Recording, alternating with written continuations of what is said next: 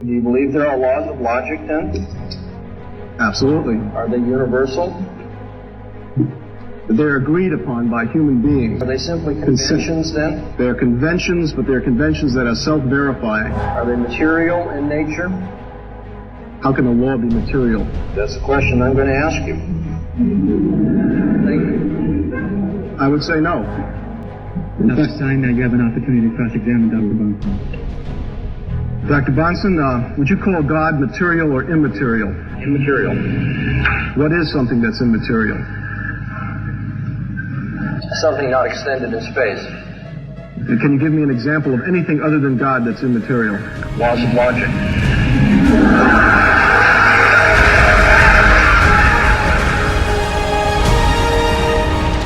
We'd like to welcome each and every one of you to this evening's debate. I hope you excuse my somewhat congested tone, but these kinds of viruses usually occur when you spend hundreds of hours and many late nights planning great debates. So if I happen to sneeze during tonight, I would ask you that in light of tonight's topic, you think twice about saying God bless you. Seriously, though, I would ask for your cooperation tonight in making my job much easier by demonstrating the utmost courtesy and respect for both speakers. We have two highly able scholars with us this evening to debate the issues better than any of us ever might imagine to do. I would ask, therefore, that you would refrain from any applause during the course of the debate. The basic reason for that being tonight's debate is strictly time. Once the time segment begins, the time clock continues to run until it has expired. In other words, when you applaud, you're only taking away the time your speaker has to communicate his particular viewpoint here this evening.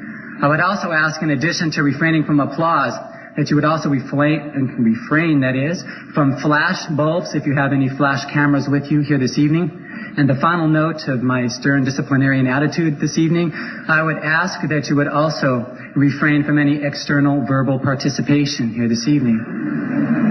That's a speech and debate way of saying we'd ask you if you'd please allow the scholars to do the debating. We do have CSO officers here and former university football players who will...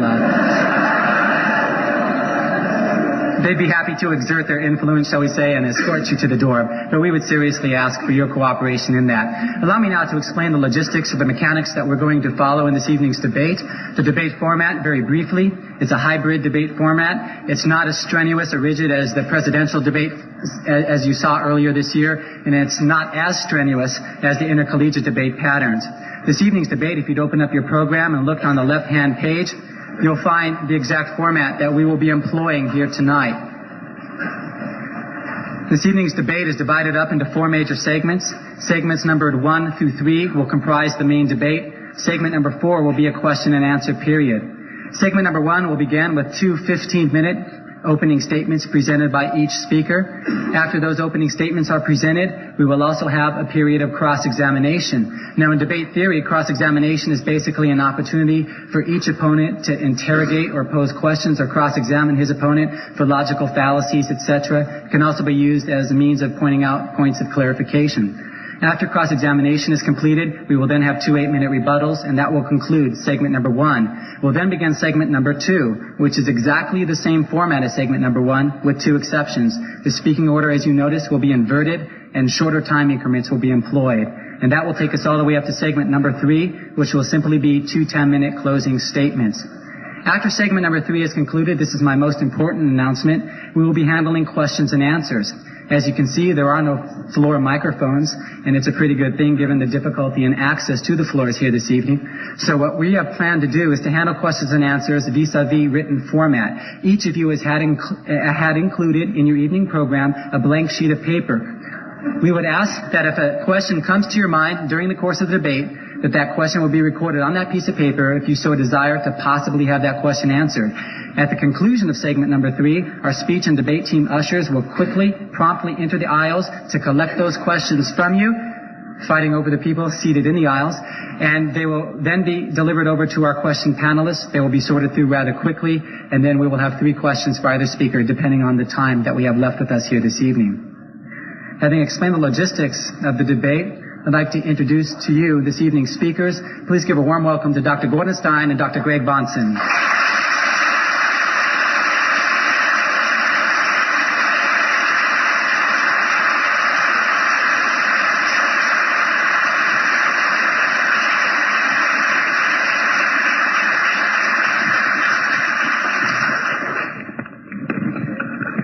I'd like to introduce each speaker to you now, let you know a little bit more about their biographical background. Dr. Greg Bahnsen holds the Master of Divinity and the Master of Theology from Westminster Theological Seminary, as well as a PhD in philosophy from the University of Southern California.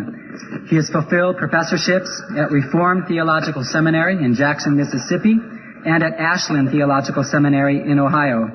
He is a member of the Evangelical Theological Society, the Society of Christian Philosophers, the American Philosophical Society, as well as an advisory board member of the International Council on Biblical Inerrancy. Dr. Bahnsen has published numerous articles on apologetics, ethics, and Christian theology, as well as 4 scholarly books. Dr. Bahnsen is currently the pastor of Covenant Community Church, located in Placentia, California, and resides in the Orange County area with his wife, Kathy, and his 4 children. Debating Dr. Bahnsen this evening will be Dr. Gorden Stein. Dr. Gorden Stein received a PhD from Ohio State University. He has established himself as one of America's foremost scholars of atheism. He is currently the president of the American Rationalist Federation, president of the Free Thought Association, member of the board of directors of the North American Committee for Humanism, vice president Pacific of the Freedom from Religion Foundation, and vice president of Atheists United. Dr. Stein has authored 5 leading books, 2 pamphlets, one of which, by the way, is entitled How to Argue with a Theist and Win, as well as several scholarly articles. He is also the editor of the American Rationalist Journal and the associate editor of Free Inquiry magazine. Having introduced both speakers to you, we will now begin this evening's debate. The resolution before us is in the form of an interrogative, a question. Does God exist? Dr. Bahnsen, I'll now ask for your 15-minute opening statement, please. Thank you, David. I want to begin this evening with 3 opening and introductory remarks about the nature of the debate itself. First of all, it's necessary at the outset of our debate to define our terms. That's always the case. And in particular here, I should make it clear what I mean when I use the term God. I want to specify that I'm arguing particularly in favor of Christian theism and for it as a unit or system of thought, and not for anything like theism in general. And there are reasons for that. 3, the various conceptions of deity found in the world religions are, in most cases, logically incompatible, leaving no unambiguous sense to general theism, whatever that might be. Secondly, I have not found the non-Christian religions to be philosophically defensible, each of them being internally incoherent or undermining human reason and experience. And thirdly, since I am, by the grace of God, a Christian, I cannot from the heart adequately defend those religious faiths with which I disagree. My commitment is to the triune God and Christian worldview based on God's revelation in the Old and New Testaments. So first, then, I'm defending Christian theism. Secondly, I want to observe, and we should indicate just what it is and is not at issue in the debate, on the basis of which we hope you'll consider the debate. It must be made clear that we are debating about philosophical systems, not the people who adhere to or profess them. Our concern is with the objective merits of the case which can be made for atheism or Christian theism, not related subjective or personal matters. And again, I have 3 reasons or illustrations of this. The personalities of those individuals who adhere to different systems of thought are not really relevant to the truth or falsity of the claims made by those systems. Atheists and Christians can equally be found emotional, unlearned, intolerant, or rude in their approaches. Secondly, subjective claims made about the experience of inner satisfaction or peace, claims that are made, interestingly, by both Christians and atheists in their literature.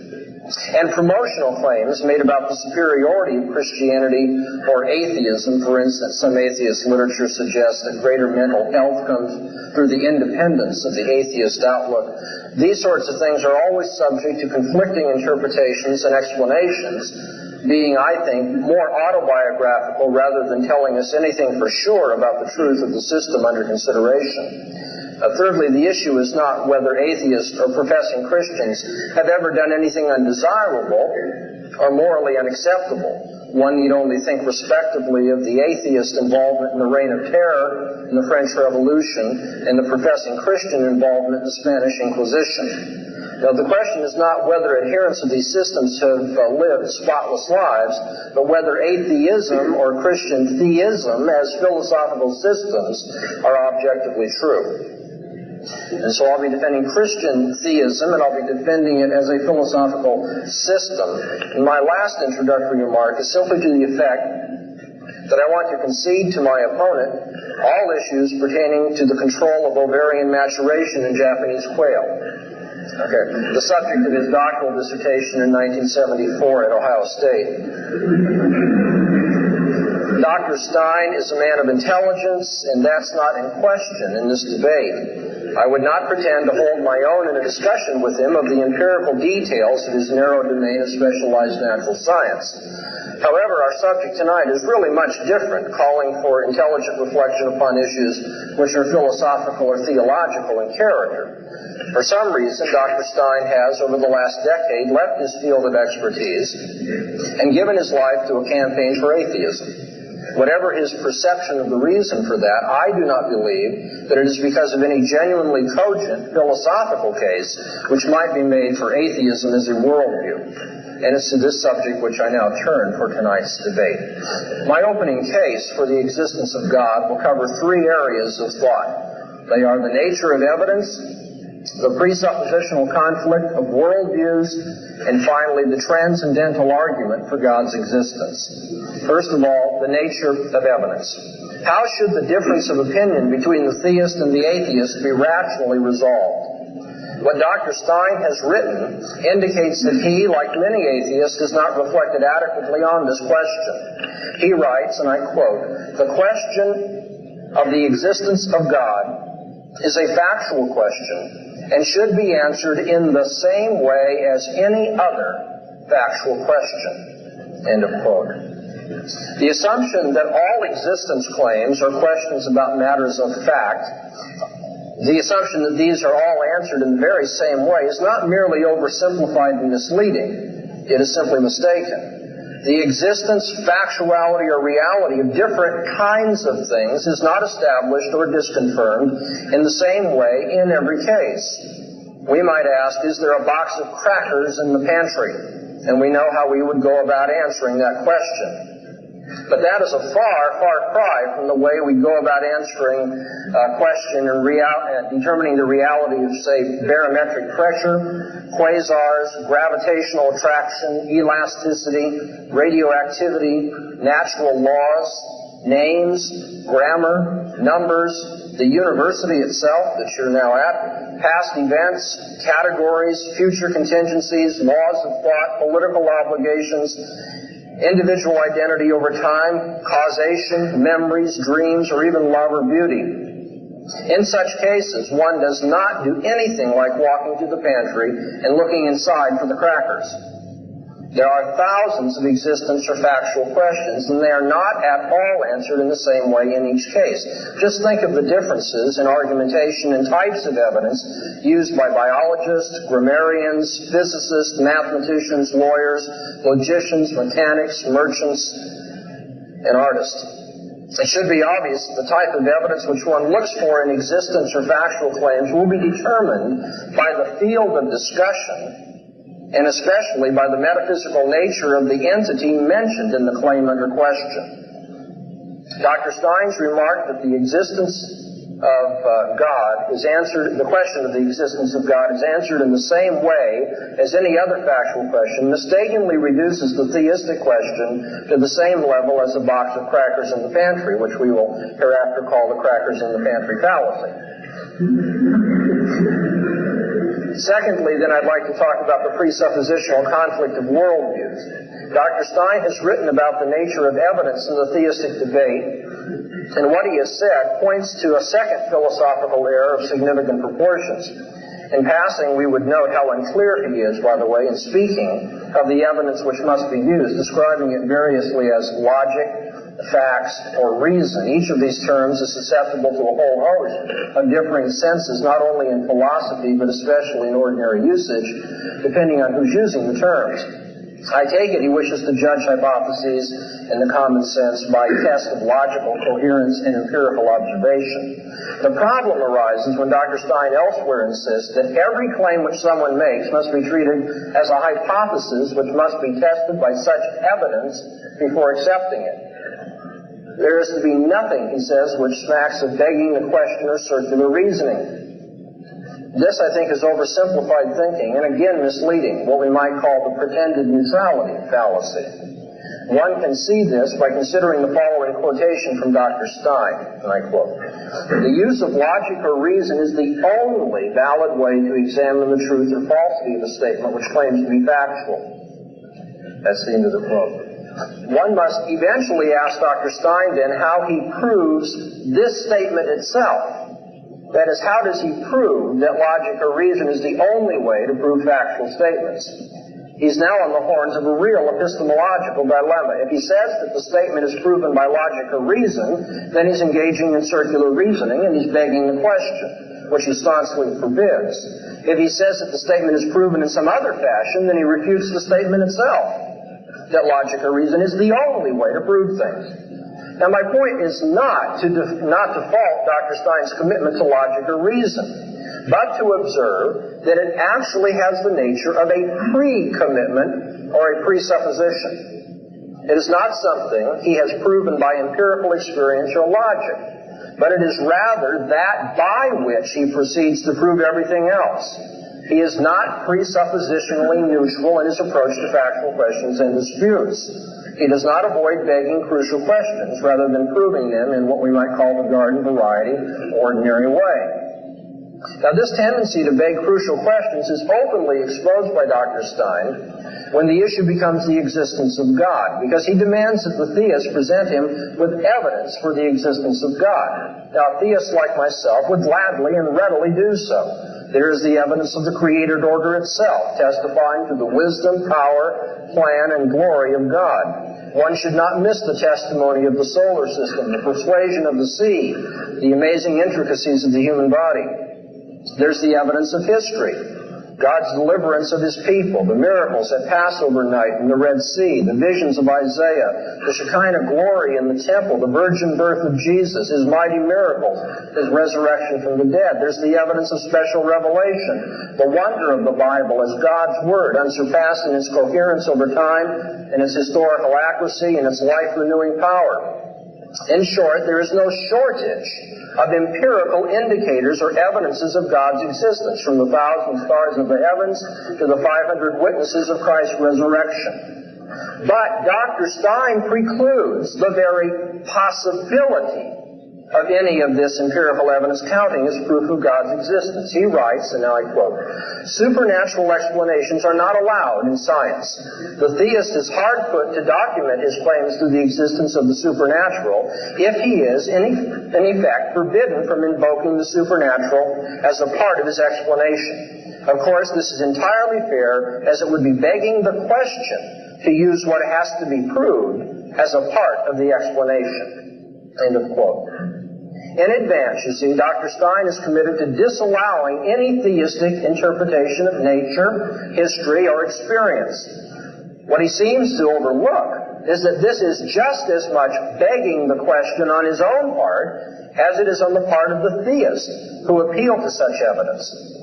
He has not at all proven by empirical observation and logic his pre-commitment to naturalism. He has assumed it in advance, accepting and rejecting all further factual claims in terms of that controlling and unproven assumption. Now, the theist does the very same thing, don't get me wrong. When certain empirical evidences are put forth as allegedly disproving the existence of God, the theist regiments his commitments in terms of his presuppositions as well. See, just as the naturalist would insist that Christ could not have risen from the dead, or that there is a natural explanation yet to be found of how he did rise from the dead, so the supernaturalist insists that the alleged discrepancies in the Bible have an explanation, some yet to be found perhaps, and that the evil of this world has a sufficient reason behind it, known at least to God. They both have their governing presuppositions by which the facts of experience are interpreted, even as all philosophical systems, all worldviews do. At the most fundamental level of everyone's thinking and beliefs, there are primary convictions about reality, man, the world, knowledge, truth, behavior, and such things. Convictions about which all other experience is organized, interpreted, and applied. Dr. Stein has such presuppositions, and so do I, and so do all of you. And it is these presuppositions which determine what we accept by ordinary reasoning and evidence, for they are assumed in all of our reasoning, even about reasoning itself. And so I come thirdly then to the transcendental proof of God's existence. How then should the difference of opinion between the theist and the atheist be rationally resolved? That was my opening question. We've seen two of Dr. Stein's errors regarding it: the crackers in the pantry fallacy and the pretended neutrality fallacy. In the process of discussing them, we have observed that belief in the existence of God is not tested in any ordinary way like other factual claims. And the reason for that is metaphysically because of the non-natural character of God, and epistemologically because of the presuppositional character of commitment for or against His existence. Arguments over conflicting presuppositions between worldviews, therefore, must be resolved somewhat differently, and yet still rationally, than conflicts over factual existence claims within a worldview or system of thoughts.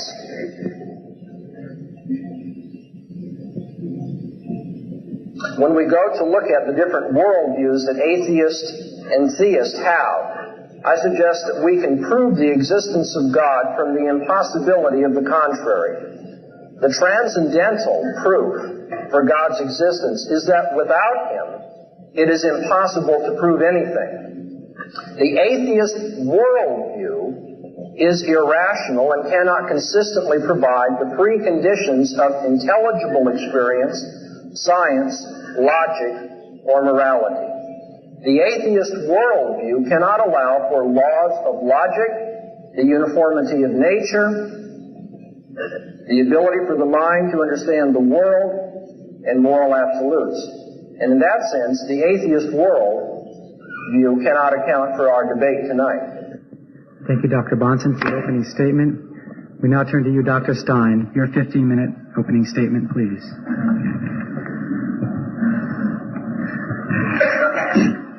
Can everybody hear me? I assume so. Well, I will grant Dr. Bahnsen his expertise on a conditional resolution of the apparent paradox of self-deception, which was his dissertation. I don't know how much more relevant that is to our discussion tonight than mine is, probably not anymore. But I would like to also thank Dr. Bahnsen for showing us that he really doesn't understand too much about atheism. I will try to straighten him out. This is an important question we're discussing. Perhaps it's the most important question in the whole field of religion. Because if God does not exist, then the Bible can't be the Word of God, Jesus can't be the Messiah, and Christianity cannot be true as well as other religions. So we're dealing with an important issue here. Now, Dr. Bahnsen repeated for me that the existence of God is a factual question. I don't think he would dispute that. I think he misinterpreted what I said when I said that we solve factual questions in the same way. I didn't mean exactly the same way. I mean both the use of reason, logic, and evidence. And that is what I'm holding. Now, first let me make clear what atheism is and is not. I think this is a very commonly misunderstood subject. Atheists do not say that they can prove that there's no God. An atheist is not someone who denies that there is a God. Rather, an atheist says that he has examined the proofs that are offered by the theist, and he finds them inadequate. Now, if I were to say that this gentleman sitting on the front step could fly by flapping his arms, I would be making a kind of unusual statement, and it would be up to me or him to demonstrate that he could fly. If he can't demonstrate it, then we don't believe that he can fly. Now, if he doesn't demonstrate it right now, that doesn't mean he can't fly, it just means he can't fly right now. Now, so that we do not deny that he can fly, because he can't demonstrate it right now, but we say he has not proven his case. And therefore, we do not believe that he can fly until he does so, prove so. And this is what an atheist says about the existence of God. He says the case is unproven, not disproven.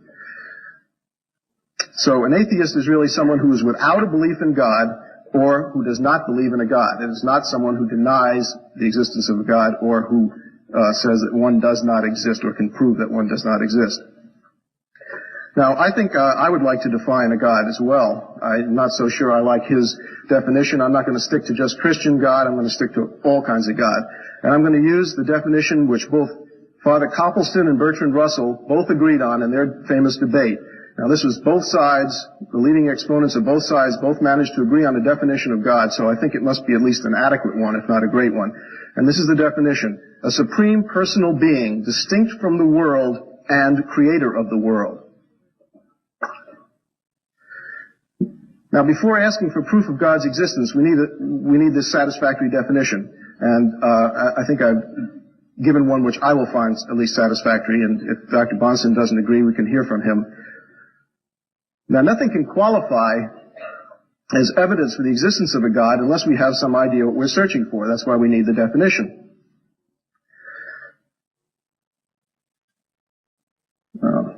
Just a second. Okay, now, throughout history, 11 major kinds of evidence or proof have been offered for the existence of God. In my campus visits, I have heard all kinds of other things offered as proof, but they basically fall into those 11 categories with some juggling.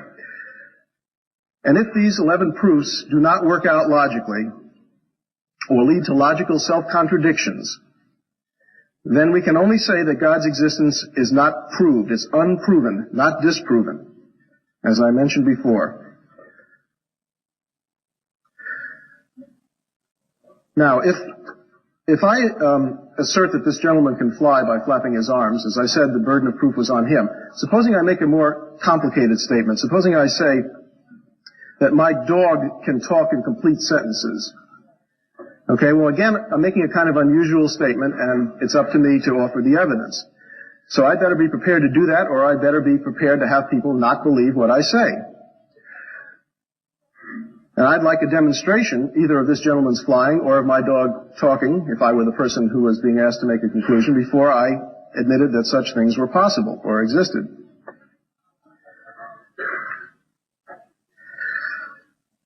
Okay, now how easy would it be to show that this gentleman cannot fly or that my dog cannot talk in complete sentences?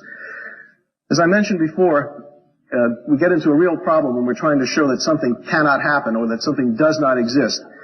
For example, if I wanted to prove that unicorns do not exist, I can examine this room and we can find out that there are definitely no unicorns in this room. That's a small area. But to prove the general non-existence of something like unicorns, we would have to search the entire universe simultaneously, and then we could only say that no unicorns existed at the moment we searched the universe. But, maybe they were there 5 minutes before, or if we only searched the whole Earth, maybe they were on another planet at the time. I mean, there are all kinds of other possibilities. So you cannot prove that something does not exist. And that's why, as I mentioned before, the definition of an atheist is not someone who thinks he has proven that God does not exist, because you cannot. Okay, now of those 11 major proofs, I'm going to go over some of them very quickly. They've been 900 years in the formulation, and during this 900 years, this is basically what people have come up with. The first cause argument, also called the cosmological argument, it says that everything must have a cause. Therefore, the universe had a cause, and that cause was God. God was the first or uncaused cause. Okay, well, this leads into a real logical bind for the theist, because if everything must have had a cause, then God must have had a cause. If God had a cause, then he was not the first or uncaused cause. If God did not have a cause, then not everything must have a cause. If not everything needs a cause, then perhaps the universe is one of those things which doesn't need a cause. So you see that we've gotten into a logical bind there, and that proof basically fails. Now, I'm giving you a real short synopsis of each of these proofs. They could fill an entire book in half. So you have to understand I'm oversimplifying slightly, but I think I'm retaining the logic of it, both the pro and con. The second one is the design argument, also called the teleological argument. It says that the universe is wonderful and exhibits evidence of design or order. Things which show such wonderful design must have had a designer who was even more wonderful, and that designer was God. Well, if the universe is wonderfully designed, surely God is even more wonderfully designed. He must therefore have had a designer even more wonderful than he is. If God did not require a designer, then there's no reason why such a relatively less wonderful thing as the universe needed one. Again, we're into a logical self-contradiction. The argument from life says life cannot originate from the random movement of atoms, yet life exists. Therefore, the existence of a God was necessary to create life. Well, basically, life didn't originate from the random movements of atoms, and no scientist would say so, because there are limits on the chemical composition and physics of atoms, and they don't move in any possible way, and chemicals do not combine in any possible way. That's why when you see these 1 billion to 1 kind of odds that people have said for life originating, they're all wet. They haven't considered the possibility that not every reaction can occur. So it's possible to explain the origin of life without a God, and using the principle of parsimony or Occam's razor, I think we are left with the simpler explanation as the one without the God. I'll go into more detail on that later. Then we have the argument from revealed theology, which seems to be one of Dr. Bahnsen's favorites. It says that the Bible says that God exists, and the Bible is the inspired word of God. Therefore, what it says must be true. Therefore, God exists. Well, this is obviously a circular argument. It begs the question. We're trying to show whether God exists. Therefore, calling the Bible the Word of God is not permitted, because it assumes the existence of the very thing we're trying to prove. Now, if the Bible is not the Word of God, in this case, then we cannot give any real weight to the fact that it mentions that God exists. It does not become a proof. In fact, to prove God from the Bible is standing things on its head. First you must prove God, then you may say, examine whether God wrote the Bible or dictated it or inspired it. But you can't really use the Bible, as Dr. Bahnsen seems to want to do, as evidence for the existence of God, per se. Then we have the argument for miracles. It says that the existence of miracles requires the presence of a supernatural force, that is, a God. Miracles do occur, therefore there is a supernatural force or God. Again, this is begging the question. It requires that you must believe in the existence of a God first, beforehand, and then you say that there are such things as miracles, which are the acting of a God to create violations of his own laws. So it is not evidence per se. It can serve as supplementary. Once you've had good evidence in another kind of a way for the existence of a God, then you can use miracles as an additional argument. But in and of itself, it doesn't show the existence of a God, because it assumes that which is to be proven. I just want to quote you one little thing from Thomas Paine about miracles. If we see an account given of such a miracle by a person who said he saw it, it raises a question in the mind of that is very easily decided, which is it more probable that nature should go out of her course, or that a man should tell a lie? We have never seen in our time nature go out of her course, but we have good reason to believe that millions of lies have been told in the same time. It is therefore at least millions to one that the reporter of a miracle tells a lie. I think those are good odds. Then we come to the ontological argument, one of the most difficult ones to explain to people. But basically it says God is by definition perfect. A necessary quality of any perfect object is that it exists. If it did not exist, it would not be perfect. If perfection requires existence, then God exists, since God is perfect. Now, I don't know if you follow that, but I think this has been pretty well ripped to shreds by philosophers, and I think the problem lies with the trouble. The trouble is with the word exist. In order for something to be perfect, it must first exist. I mean, if something did not exist, the word perfect wouldn't mean anything. So first you must have existence, then possibly you may have perfection. So this, again, is going backwards, and you must have an existing God, then you can decide whether he's perfect. If perfectness is a quality of a God, then he may be perfect. But he first must exist. Then we have the moral argument. All people have moral values. The existence of these values cannot be explained unless they were implanted in people by a God. Therefore, God exists. Well, the answer to this is that there are simpler ways of explaining the origin of moral values without requiring the existence of a God to implant them in people. Besides, if moral values did come from a God, then all people should have the same moral values, and they don't. People's moral values are the result of an accommodation which they have made with their particular environment and then taught to their children. It's a survival mechanism. Okay, then we have the wish argument. Without the existence of a God, people would have no reason to live or be good. Therefore, there has to be a God. Most people believe in a God, therefore there is a God. This really isn't a proof, it's just a wish. It's like saying it would be nice to have a God, which it would, but, that doesn't have anything to do with whether there is one or not. Finally, I'm missing one here. We have the argument from faith. The existence of a God cannot be proven by the use of reason, but only by the use of faith.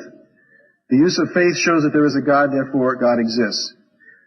Reason or logic is a proven way of obtaining factual information about the universe. Faith has never been shown to produce true information about the universe because faith is believing something is so because you want it to be so without adequate evidence. Therefore, it can't be used to prove the existence of anything. In addition, the additional fact is that faith often gives you the opposite answer to what is given by reason to the same problem. And this also shows that faith does not provide valid answers. Now, the argument from religious experience, many people have claimed to have had a personal experience or encounter with God, therefore he must exist. Now, this is a difficult one to handle because, first of all, I've never had such an experience, but I'm sure people have absolutely honestly reported having had such experiences.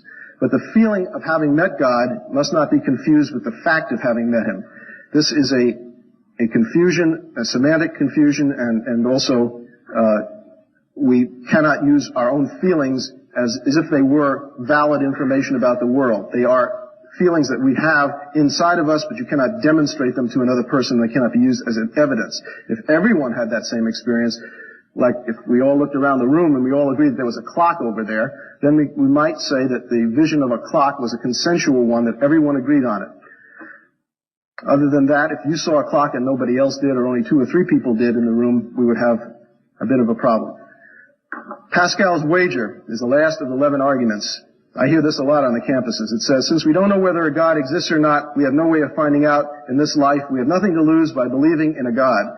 On the other hand, we have a lot to lose if we do not believe in a God, and therefore the later turns out to be one after we're dead. Well, this is only true if, number one, you're right about a God, and secondly, if you have picked the right religion, because you might wind up at the judgment day and be right about a God, but he says, what religion were you? And you say, I was an Islam, believer in Islam, and he said, sorry, Catholicism is the right religion, down you go.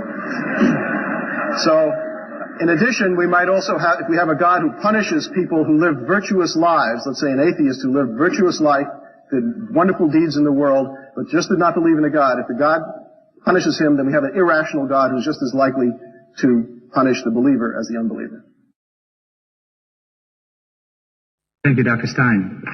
We will now move to our period of cross-examination. The first cross-examiner will be Dr. Bahnsen, who will have an opportunity to cross-examine Dr. Stein. If I could please have silence, we would appreciate it. Dr. Stein, do you have any sources that you can give to us very briefly that define atheism as one who finds the theistic truths inadequate rather than one who denies the existence of God? Yes, sir. George Smith's book, which you will find for sale in the back of the room upstairs later, called Atheism, The Case Against God, which I think is the finest book ever written on the subject, makes this quite explicit. I happen to have a copy right here. I can quote you the exact words if you'd like to see them. Well, that won't be necessary. Okay. Do you have any other sources? Do I have any other sources? Do you have any other sources? Sure. What would they be? Charles Bradlaugh, who I will give them to you right now. 100 years ago, Charles Bradlaugh made the comment in his a plea for atheism. He said, that'll be fine. Okay. Well, Dr. Stein, did you hear Dr. Bahnsen use the following argument? The Bible says that God exists, and the Bible is the inspired Word of God, therefore what it says must be true, therefore God exists. You did not use that, you just assumed that was so because you were quoting from the Bible as if it proved the existence of God. I didn't ask you what I assumed, I asked you if I used that argument. No, you did not use the argument, but you used the results of the argument. Dr. Stein, you mentioned 11 basic proofs for the existence of God. Did you mention the transcendental proof for the existence of God? No, I didn't mention it by name. I think it is not a proof. I would not call it a proof, as I understand it from what you said. Rebuttal on that point. In other words, you didn't deal with that particular one. Are all factual questions answered in the very same way? No, they are not. They're answered by the use of certain methods, though, that are the same. Reason, logic, and presenting evidence. Right. I heard you mention logical binds and logical self-contradictions in your speech. Mm-hmm. You did say that? I said it. I used that phrase, yes. Do you believe there are laws of logic, then? Absolutely. Are they universal? They're agreed upon by human beings. They aren't laws that exist out in nature. Are they simply conventions, then? They're conventions, but they're conventions that are self-verifying. Are they sociological laws or laws of thought? They are laws of thought which are interpreted by men and promulgated by men. Are they material in nature? How can a law be material? That's the question I'm going to ask you. Thank you. I would say no.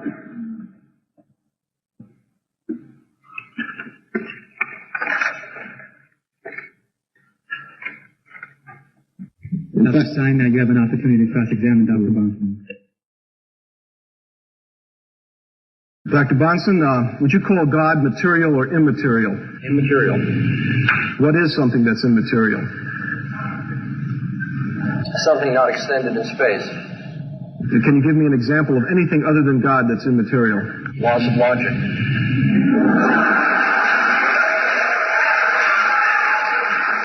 Can I ask that you hold that down, please? Are you putting God in the same, as an equivalent thing to the laws of logic? No, only if you think all factual questions are answered in the very same way would you even assume that by thinking there are two immaterial things, they must be identical. No, I'm not assuming that. I'm just assuming that because the laws of logic are a convention among men, are you saying that God is a convention among men? I don't accept the fact that claim the laws of logic are conventional. Okay. Is your God omnipotent, omniscient, and omnibenevolent? He is. You don't find this a contradiction at all? I do not. Okay, well, we'll show you a little later that it is. If your arguments in favor of the existence of God are shown to be incorrect, will you relinquish your belief in God? If my arguments are disproven, yes. Will I relinquish my belief in God? If there are no arguments for the existence of God, I wouldn't believe in God. That's not quite answering the question. If someone can show you that there are no arguments, would you relinquish your belief? I'm trying to see what's the basis for your belief. You're the one who said that it's impossible to show a universal negative. No one can show that there are no arguments for the existence of God, so we can only deal with those that I know of. Okay, if someone showed that all of the ones that you produced were invalid, what would be your position? Well, you'd have to describe further the conditions of this. Rationally speaking, if there is no basis for belief in the existence of God, I would relinquish that belief. Okay. Is God good? Yes, He is. How do you know that? He saved me. He created me. He made the world and He made it good. He sent His Son into the world to die for my sins. Many of these evidences are quite convincing to me, but I don't use them outside of the worldview in which they make sense, in which they would be taken as true. If you mean, is God good in such a way, or can I give you evidence that you would accept, that would depend on what your presuppositions are. No, I'm asking, if God says something, anything, is it right because anything God does is good, because God is good, or does it become good just because God said it? I don't know if I said that right. I guess I did. No, I understand the problem, though it's roughly stated. What God says to be good is good because it reflects His own character. God is good and is the standard of goodness. That's one of the presuppositions of the Christian worldview. Isn't it indeed a presupposition which is presupposed before there is any actual data from God? Is this a question about my first opening statement? In a sense it is, because although it isn't directly mentioned in your opening statement, it has to do with the whole idea of whether there are absolutes outside of God, which is an important issue in this whole debate. may come up later. I still think we're straining at the limits of debate rules here, but I will answer your question. There are no absolutes outside of God.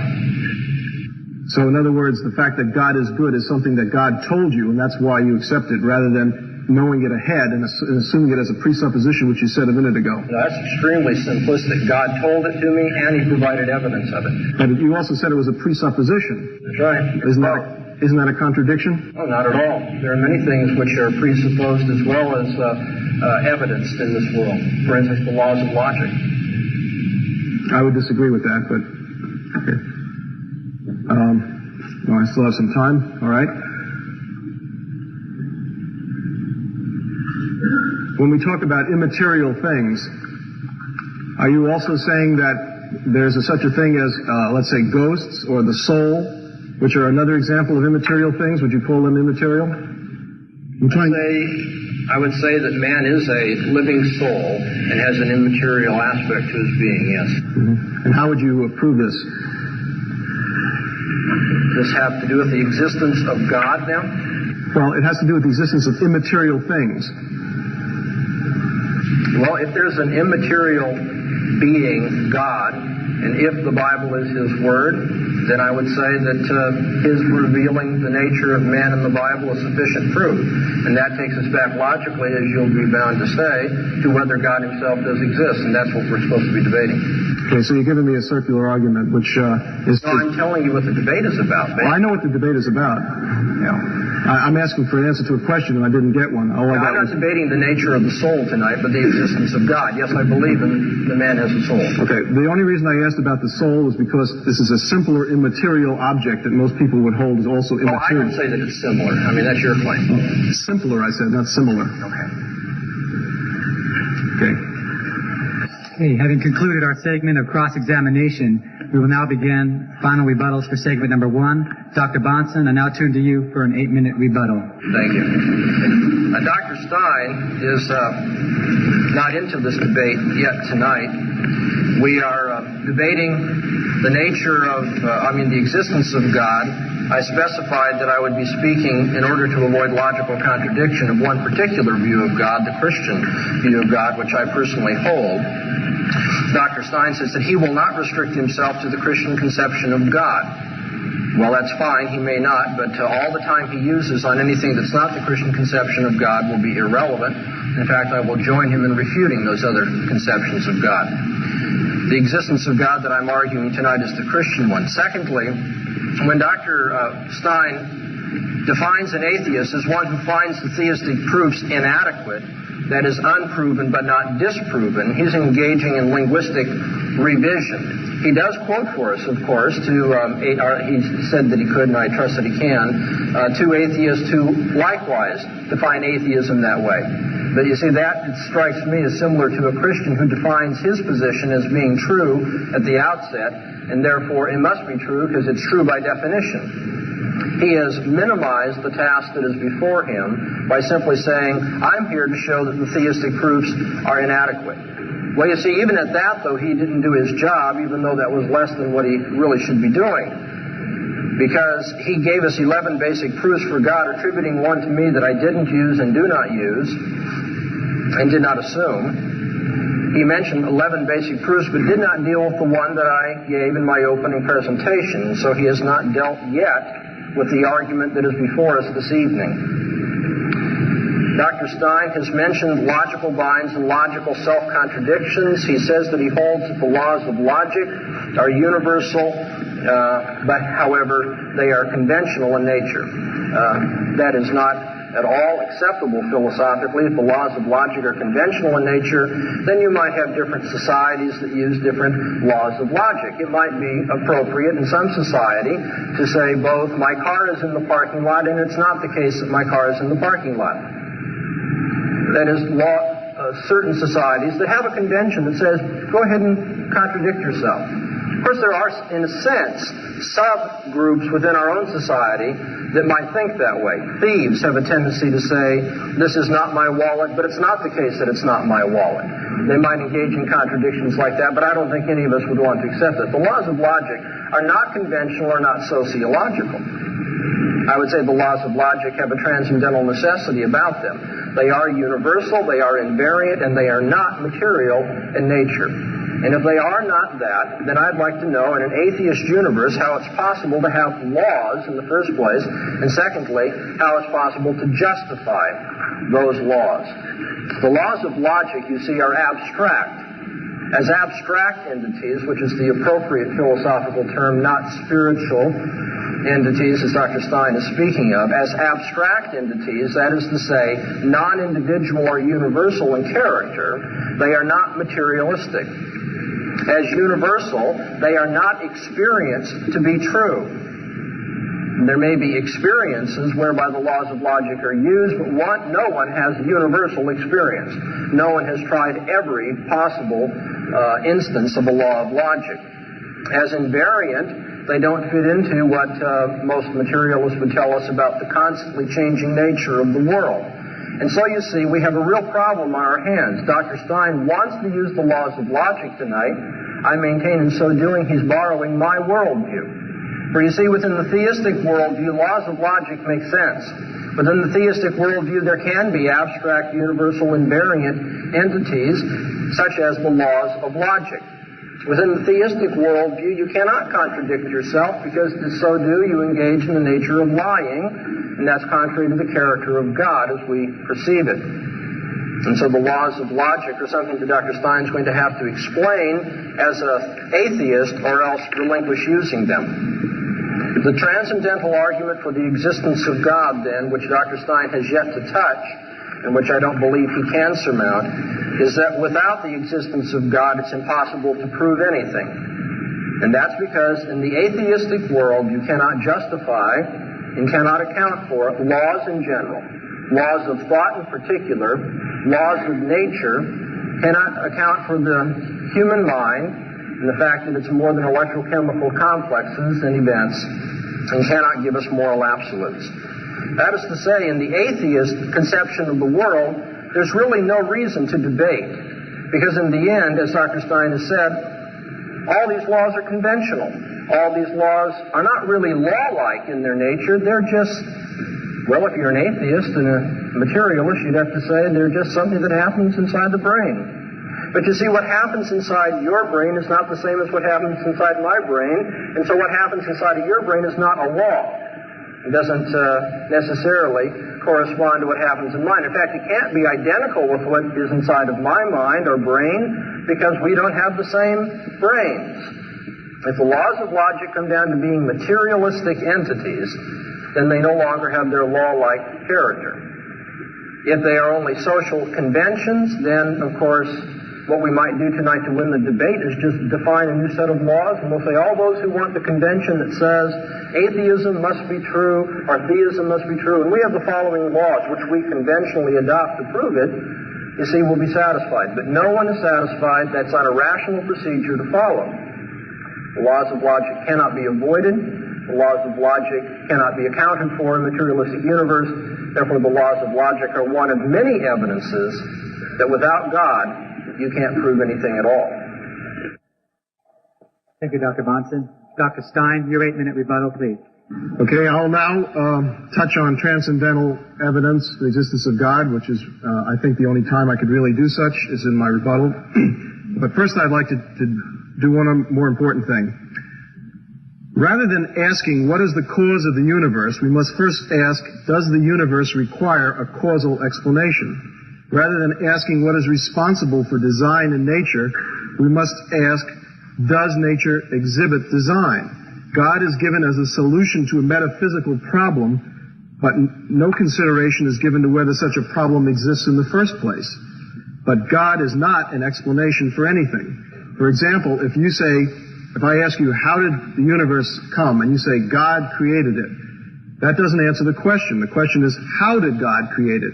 And I defy any theist to explain how God created it. Basically, what you're saying is that an unknowable being is responsible for a given phenomenon which he caused through unknowable means. And that's not an explanation, but rather a concession that the phenomenon is totally inexplicable. Now, about the laws of science. An atheist world, first of all, I don't think that Dr. Bahnsen understands what a scientific law is. A scientific law is an observation that's made over and over and over again. The law of gravitation, we drop objects all over the world in different situations, and we always observe that they fall to the earth. So eventually we make a statistical statement that objects are likely, almost 100% likely, to fall to the earth if they're not accelerating in the opposite direction. Okay? In other words, a rocket doesn't fall to the earth immediately, but eventually will if it doesn't escape the gravity of the earth. So these scientific laws are merely consensuses based on thousands and hundreds of thousands of observations. The laws of logic are also consensuses based on observations. The fact that they can predict something correctly shows us that we're on the right track, that we're corresponding to reality in some way. If I can plug in a formula and show exactly where a cannonball is going to land and predict exactly where it will strike, then my mathematics is reflecting something valid about the behavior of cannonballs that are fired on this earth. Otherwise, I wouldn't have picked the exact spot. And mathematics is basically logic, again, used in the same way by consensus of tested things that are self-verifying. I'm not explaining it as well as I could, but that's basically what I'm saying. An atheist universe then goes on the basis of the fact that matter has certain intrinsic behavior patterns. Electrons repel each other because they're both negatively charged. Protons repel each other. An electron and a proton attract each other. The opposite poles of a magnet do that. That's an inherent property of matter. That is what produces the regularity in the universe. If there were no regularity, then there would be no science possible because you couldn't predict anything. Matter wouldn't behave the same the second time as it did the first time, or the third, or the fourth. So the lack of having a God is in no way detrimental to logic and to having laws in an atheist universe. In fact, if we had a God, we could very easily have an irrational God who did things capriciously, so that if I threw a ball, one time I threw it, it would go up, and the next time down, and crash straight down and soar right up. That would be just as much evidence for a God as a regularly behaving ball or object drop. I mean, we could have a God who makes the rules and changes them from time to time, or we could have one that makes things the same, or we could have a universe that just behaves that way normally. Now,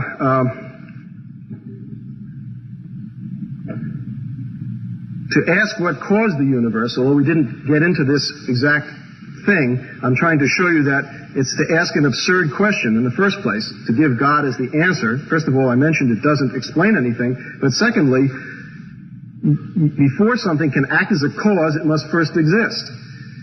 That is, it must be a part of the universe.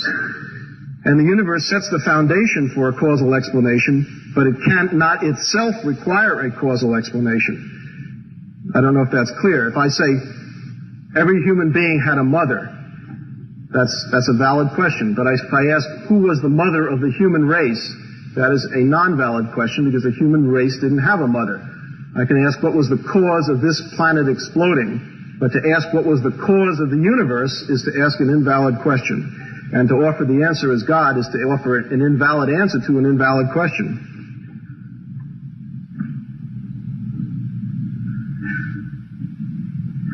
We haven't gotten into morality. I think I'm going to leave that for the second half. If Dr. Bahnsen doesn't raise it, I will. He makes an awful lot of statements that are basically feelings. He felt God entered his life. He felt that this happened. He felt that Jesus was resurrected. If he were held to the historian's standard, especially the standard required when a miracle is done, as David Hume said, when a miraculous or very unlikely event, such as the resurrection, although Hume didn't use that exact analogy, that exact example, occurs, we must demand an extraordinary amount of proof. If I say that the sun is going to rise tomorrow, we don't need too much proof because it's been rising every day. If I say the sun is not going to rise tomorrow, then we need an extraordinary amount of evidence before someone will take that seriously because it's an unusual event. Okay?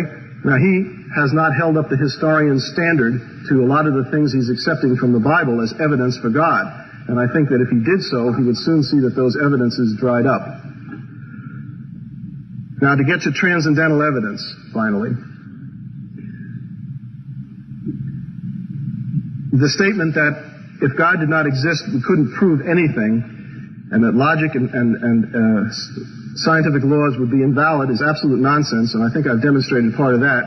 He says that laws of logic are the same everywhere. This is not true, although they are mostly the same. And I wonder if he's ever heard of a Zen koan. And the answer to a Zen koan is something which, like, now, what is the sound of one hand clapping is the most famous Zen koan. The answer to that kind of a question is in a different type of logic, in a sense, or it's extra logical, if you want to call it that. But I do think that most logic, as we accept it in the Western world and most of the Eastern world, is basis of agreement on people that reflects something about the universe. The idea that transcendental evidence for the existence of God is that the impossibility of the opposite, that the world view would not be rational if it were atheistic, is total nonsense. And I've demonstrated to you that it depends on the inherent properties of matter. If matter has the properties where it behaves regularly, then we have order in the universe, and we have a logical, rational universe without a God. The God issue is not germane if matter behaves in a regular way. And I would hold that the properties of matter, as demonstrated over and over again, are regular. And it's an inherent property of matter. So I think that the transcendental evidence statement can be dismissed as mere wishful thinking coupled with misinformation about what scientific laws are and what atheists would hold. In fact, science itself is atheistic. Science is not allowed to use a supernatural explanation for anything. And there's a very good reason for that. If your experiment came out one way, you could say God did it. If it came out the opposite way, you could say God did that. You would never make any progress in explaining anything in science, and so the agreed upon consensus for rules of science is that naturalistic explanations only are asked for and allowed. Okay, we have concluded segment number 1 of this evening's debate. We will now enter segment number 2 of this evening's debate. Dr. Stein will open segment number 2 with a 10-minute opening statement.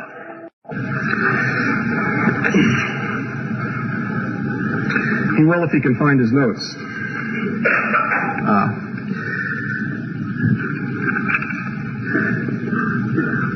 Now, it would be logically wrong to say that if all of the proofs fail for the existence of God, that one is justified in saying that there is no God.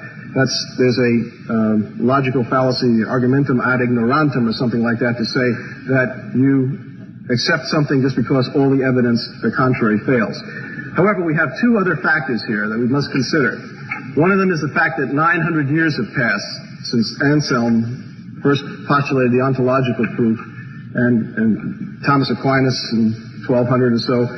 So we have a long period of time in which all these proofs that are being professed fail. That's some evidence about probability of there being a proof that someone will come up with that will succeed, being pretty unlikely. In addition, we have a number of things which I wouldn't call proofs, but I would call evidence, which make the existence of God even more improbable. And one of them is the problem of evil. If an all-good God exists, why is there evil in the world? We are told with God that all things are possible. If all things are possible, it would be possible for him to create a world in which the vast mass of suffering that is morally pointless, such as the pain and misery of animals, the cancer and blindness of little children, the humiliations of senility and insanity, were avoided. These are apparently inflictions of the Creator himself, or else we have a God that isn't omnipotent. If you admit that, then you deny his goodness. If you say that he would not have done otherwise, you deny with him things that are possible, all things that are possible. So the atheist can present several arguments which sort of increase the probability that there isn't a God. They're not proofs, as I said. One of them would be the problem of evil. The idea is that the presence of evil is incompatible with an all-good, all-knowing, and all-powerful God, as Dr. Bahnsen suggested he believes in. Now, he could come up with a statement that injustice in this world may well be corrected in the next world, but that would be something that he would be making without any evidence whatsoever. Just, again, wishful thinking. He could also say that, get out of this bind by saying that God is not all-powerful, that some evil things are done without his permission, so to speak. In which case his statement that he believes in an omnipotent God is falsified. He could also say that the old argument about free will, which is basically a morass into which he may fall if he wishes, will not do. To say that God gave man free will and therefore he can choose between the evil and good is to imply that God was unable to make a man who could examine both sides and always choose the good. That, in other words, he's limited, and the only way he can do it is to let man completely choose for himself, as if that would take something away from man if he could examine both sides and still have the guidance within himself to always choose the good. Now, there's no obvious physical evidence of a God. If God wanted man to believe in him, man or woman, people, he could, all he have to do is put in an appearance before a group of people, especially a group of atheists. In fact, we invite him to our meetings to put in an appearance. And that way anyone would believe in him except a fool. Well, the Christian says that this may sound logical to you, but it doesn't to God. God evidently wants man to believe on faith without adequate evidence. Well, if he does, then why did he give man the power of reason? And why did he give man more reason than any other animal has?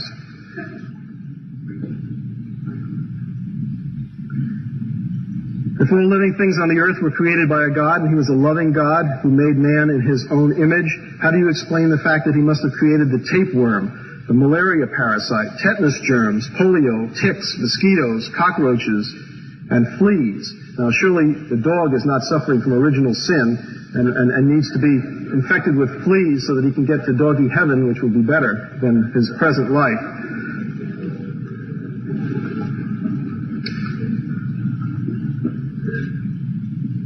The standard answer of theists to this kind of question is things have to be better after death.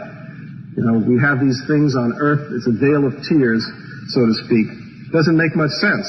I mean, any God that would punish a man for what his ancestors did is not a very moral God. I'm talking about original sin now, Adam and Eve in the Garden of Eden.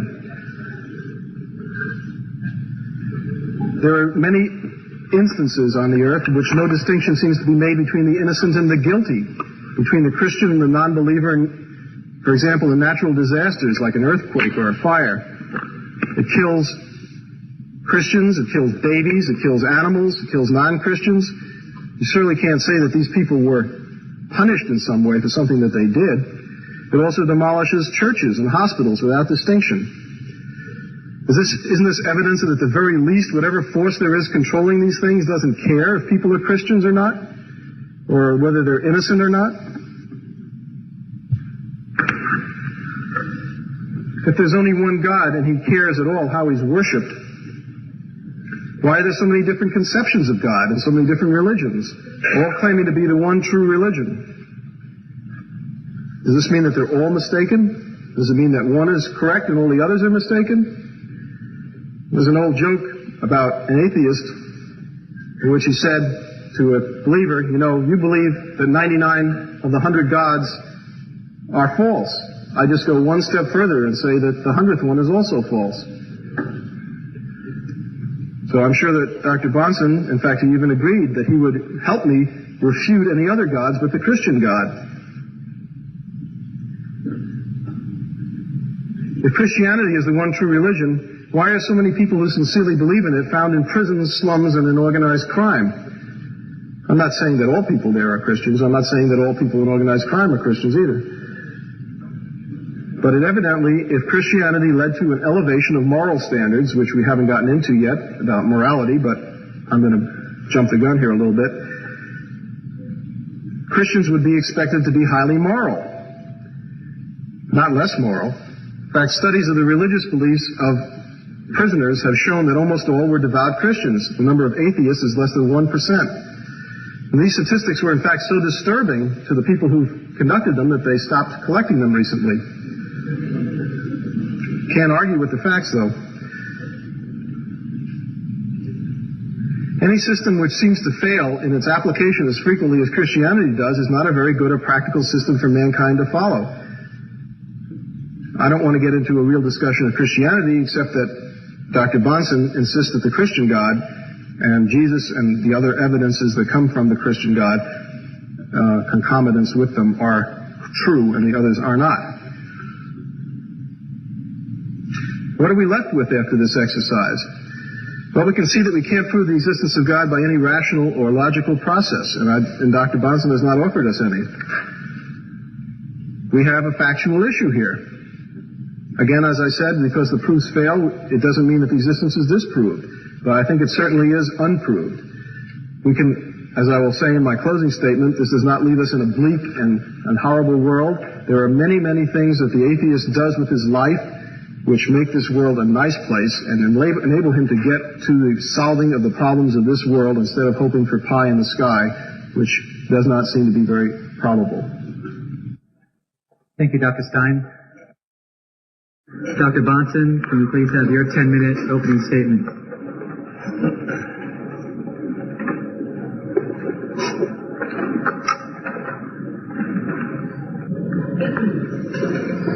You've heard Dr. Stein refer to the transcendental argument and try to dismiss it simply as wishful thinking. If our debate is going to degenerate to that level, then I dismiss everything that he has said as wishful thinking and delusion, and why don't we all go home? No, we're here to argue. We're here to argue a point, and I'm going to stay just with the argument that has been proposed and see if Dr. Stein has any better answer than just to engage in name-calling. Dr. Stein proposes an atheist worldview. I propose a Christian theistic worldview. There are other proposals out there that may want their evening to debate as well.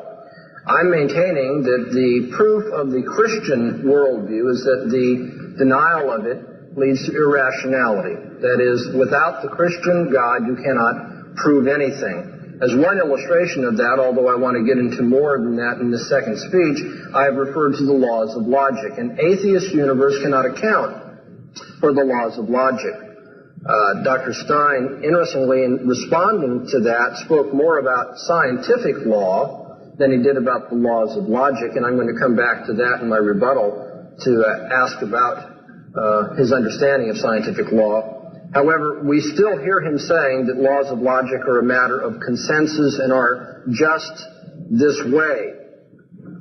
That is to say, I don't have to prove that the laws of logic exist or that they are justified. It's just this way. Now, friends, how would you like it if I would have conducted the debate in that fashion this evening? God exists because it's just that way. You just can't avoid it. You see, that's not debate, that's not argument, and it's not rational.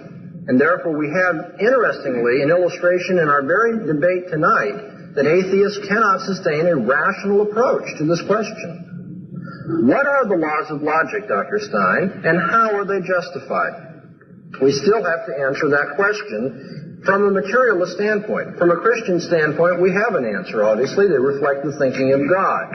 They are, if you will, a reflection of the way God thinks and expects us to think. But if you don't take that approach and want to justify the laws of logic in some a priori fashion that is apart from experience, sometimes that suggests when he says these things are self-verified, then we can ask why the laws of logic are universal, unchanging, and invariant truths. Why they in fact, apply repeatedly in the realm of contingent experience. Dr. Stein told you, well, we use the laws of logic because we can make accurate predictions using them. Well, as a matter of fact, that doesn't come anywhere close to discussing the vast majority of the laws of logic. That isn't the way they are proven. It's very difficult to conduct experiments on the laws of logic of that sort. They are more conceptual in nature rather than empirical or predicting certain outcome in empirical experience. But even if you want to try to justify all of them in that way, we have to ask, why is it that they apply repeatedly in a contingent realm of experience?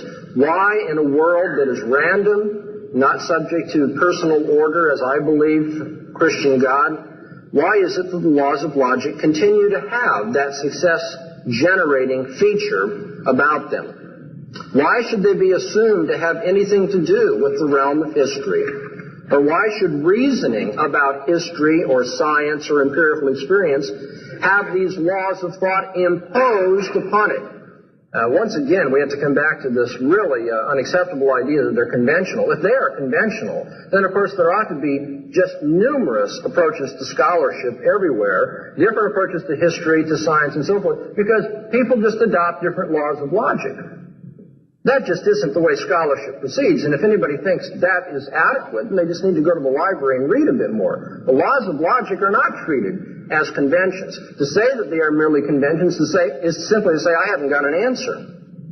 Now, if you want to justify logical truths along a posteriori lines, that is, rather than arguing that they're self-evident, but rather arguing that there's evidence for them that we can find in experience or by observation, that approach was used, by the way, by John Stuart Mill. People will say we gain confidence in the laws of logic through repeated experience, and that experience is generalized. In some weaker moments, I think Dr. Stein was trying to say that. Of course, some of the suggested logical truths, it turns out, are so complex or so unusual that it's difficult to believe anyone has perceived their instances in experience. But even if we restrict our attention to the other, more simple laws of logic, it should be seen that if their truth cannot be decided independently of experience, then they actually become contingent.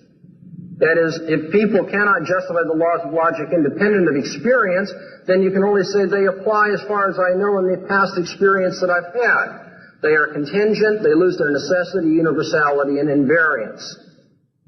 Why should a law of logic, which is verified in one domain of experience, by the way, be taken as true for unexperienced domains as well? Why should we universalize or generalize about the laws of logic, especially in a materialistic universe not subject to the control of a personal God? Now, it turns out if the a priori and the a posteriori lines of justification for logical truths are unconvincing, as I'm suggesting briefly they both are, perhaps we could say they are linguistic conventions about certain symbols.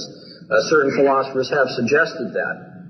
The laws of logic would not be taken as inexorably dictated, but rather we impose their necessity on our language. They become, therefore, somewhat like rules of grammar. And as John Dewey pointed out so persuasively earlier in the century, laws of grammar, you see, are just culturally relative. If the laws of logic are like grammar, then the laws of logic are culturally relative too. Why, then, are not contradictory systems deemed equally rational? If the laws of logic can be made culturally relative, then we can win the debate by simply stipulating a law of logic that says anybody who argues in this way has got a tautology on his hands, and therefore it's true. Why are arbitrary conventions like the logical truths so useful if they're only conventional? Why are they so useful in dealing with problems in the world of experience? You see, we must ask whether the atheist has a rational basis for his claims. Atheists love to talk about laws of science, laws of logic. They speak as though there are certain moral absolutes for which Christians were just a few minutes ago being indicted because they didn't live up to them. But who is the atheist to tell us about laws? In a materialist universe, there are no laws, much less laws of morality that anybody has to live up to. When we consider that the lectures and essays that are written by logicians and others are not likely filled with just uninterrupted series of tautologies, we can examine those propositions which logicians are most concerned to convey. For instance, logicians will say things like a proposition has the opposite truth value from its negation. Now, when we look at those kind of propositions, we have to ask the general question, what type of evidence do people have for that kind of teaching? Is it the same sort of evidence that's utilized by the biologist, by the mathematician, the lawyer, the mechanic, by your beautician? What is it that justifies a law of logic, or even believes that there is such a thing? What is a law of logic, after all? There's no agreement on that question. If we had universal agreement, perhaps it'd be silly to ask the question. It's been suggested to you that it's absurd to ask these sorts of things, although the analogy that was used by Dr. Stein about the absurdity of asking about the cause of the world is not at all relevant, because that isn't what my argument is. By the way, that's not absurd to ask that question either. It may be unnecessary to ask it if you're an atheist, but it's certainly not absurd to ask it. But it isn't absurd to ask the question that I'm asking about logic. You see, logicians are having a great deal of difficulty deciding on the nature of their claims. Anybody who reads in the philosophy of logic must be impressed with that today. Some say that the laws of logic are inferences comprised of judgments made up of concepts. Others say that they are arguments comprised of propositions made up of terms. Others say they are proof comprised of sentences made up of names. Others would simply say they are electrochemical processes in the brain. In the end, what you think the laws of logic are will determine the nature of evidence that you will suggest for them. Now, in an atheist universe, what are the laws of logic? How can they be universal, abstract, invariant? And how does an atheist justify the use of them? Are they merely conventions imposed on our experience, or are they something that reflect absolute truth? Dr. Stein tonight has wanted to use the laws of logic. I want to suggest to you one more time that Dr. Stein, in so doing, is borrowing my worldview. He's using the Christian approach to the world so that there can be such laws of logic, scientific inference, or what have you, but then he wants to deny the very foundation of it. Thank you, Dr. Bahnsen. Dr. Stein, you now have an opportunity to cross-examine Dr. Bahnsen. This will last 4 minutes. Is mathematics either atheistic or theistic? Foundations of mathematics, yes. Which? Theistic. Theistic? Christian theistic. How do you figure that?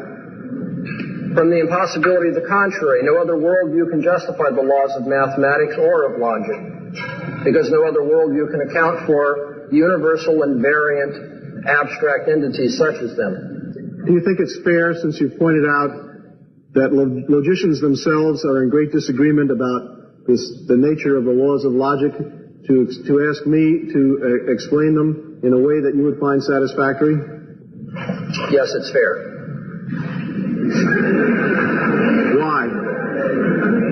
Because this is a rational debate about worldviews. You have a naturalistic worldview, I have a supernaturalistic one. I want something even beginning to be an answer how a naturalist can justify a universal abstract entity. I haven't heard one yet. Okay, is logic based upon mathematics? No. Never? Not symbolic logic, for example? No. I would disagree with you. Well, if we want to get into Russell and Whitehead and debate those issues, we'd be glad to do that. But if you ask a simple question, I can only give you a simple answer. You said that... Assume the opposite. As far as I'm concerned, as a Christian, I'm not committed one way or another to that. If you want to say mathematical laws and the permutation laws of math are the same as those used in logic, that's fine. How do you justify either one of them is my question. Well, I would ask you a more fundamental question, that as you explained that the laws of logic reflect the thinking of God, number one, how do you know this? And number two, what does it mean? What difficulty are you having understanding what does it mean? I don't know how you are privy to the thinking of God. He revealed himself through the scriptures of the Old and New Testament. And that explains the logic. That explains logic. That explains why there are universal standards of reasoning, yes. It doesn't explain them to me. Could you explain them again? Yeah, we have Bible studies from time to time where those things can be delved into. You mean you spend some time rationalizing the irreconcilable, or reconciling the irreconcilable? No, that's just, like the two accounts in Genesis, the two pedigrees of... This is a cross-examination. If you have something other than a rhetorical question, I'll try to answer it. Well, it's not intended as a rhetorical question. It's intended as The previous one was rhetorical only. No, it was intended to show that your last statement was disingenuous and Please limit your comments to questions. Yes, okay. Saying that logic reflects the thinking of God is to make a non-statement. How is that an answer to anything that's relevant in this discussion? It answers the general metaphysical issue of how there can be universal invariant abstract entities in a particular person's worldview. If you want to know the precise relationship, for instance, if somebody wants to know how did God make a cow, okay, the statement that God made the cow has meaning apart from my being able to explain the mechanics of God making a cow. Likewise, the statement that the laws of logic are intelligible within a Christian theistic universe has meaning because there are things which are, in fact, spiritual, immaterial, and have a universal quality, such as God's thinking and those standards that He imposes on people. And so, again, we can at least metaphysically make sense of invariant abstract entities in one universe, whereas we can't make sense of them at all in the other. We're not asking for the mechanics here, or anything precise such as resolving the relationship of logic to math and that sort of thing. I'm simply asking a more general question. If you're an atheist, how in the atheist universe is it possible to have an abstract universal law? Thank you, Dr. Stein. Dr. Bahnsen, you now have a 4-minute opportunity to cross-examine Dr. Stein. Hey, Dr. Stein, you made reference to David Hume and his rejection of miracles. Have you also read David Hume in his discussion of induction, or more popularly, the uniformity of nature? Long time ago. I can't recall exactly what he said. I have read David Hume. All right. Thoroughly. Were you convinced a long time ago that you had an answer to Hume's skepticism about induction? Can't answer that question honestly. I don't remember this is at least 15 years ago that I read this. The validity of scientific laws were undermined by Hume when he contended that we have no rational basis for expecting the future to be like the past, or if you will, to be types of events, so that one event happening can be understood as a type of event, so where it's seen happening somewhere else, the same consequence can be expected from similar causation. Hume said we had no rational basis for that. Can we have a question, please, for Dr. Stein? Yeah, I'm trying to set up the question. Okay. Hume suggested that there was no rational basis for expecting the future to be like the past, in which case science is based simply on convention, or if you will, habits of thought. Do you agree with Hume? Not on this issue, I don't. Do you now have an answer for Hume? I think he was wrong about that one thing, but he was also right about a lot of other things. Nobody's perfect. What is the basis for the uniformity of nature? That I went through this, but I'll be glad to reiterate it. Okay. The uniformity of nature comes from the fact that matter has certain properties which it regularly exhibits. It's part of the nature of matter. Electrons, oppositely charged things attract, the same charges repel. There are certain valences that can fill up the shell of an atom, and that's as far as it can combine. Do all electrons repel each other? If they're within a certain distance of each other, yes. Have you tested all electrons? All electrons that have ever been tested repel each other. I have not tested all. Have you read all the tests on electrons? Me personally, or can I go on the witness of experts? Have you read all of the witnesses about electrons?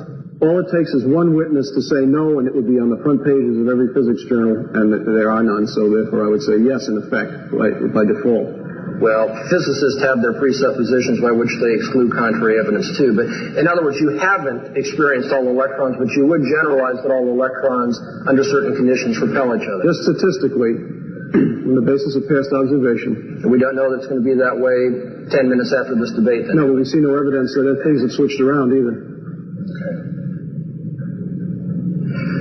Do you accept the Zen Buddhist logic that allows for koans, the different kind of logic that you referred to used by Zen Buddhists? I use the word extra-logical, and I think that's the right word. It is outside of the normal kinds of logic. And it's not necessarily a different kind of logic, but it's just non-logical, but accepted in place of logic. Are extra-logical things absurd? They may seem that way to us, but no, I would say they're not absurd in the grand scheme of things.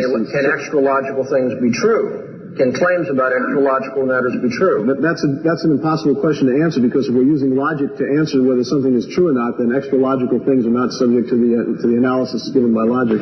All right, so are claims about extra-logical entities allowed or disallowed in your worldview? In my worldview? It depends on what we're talking about. If we're talking about things like Zen Buddhists, and they confine themselves to these philosophical speculations there, then yes.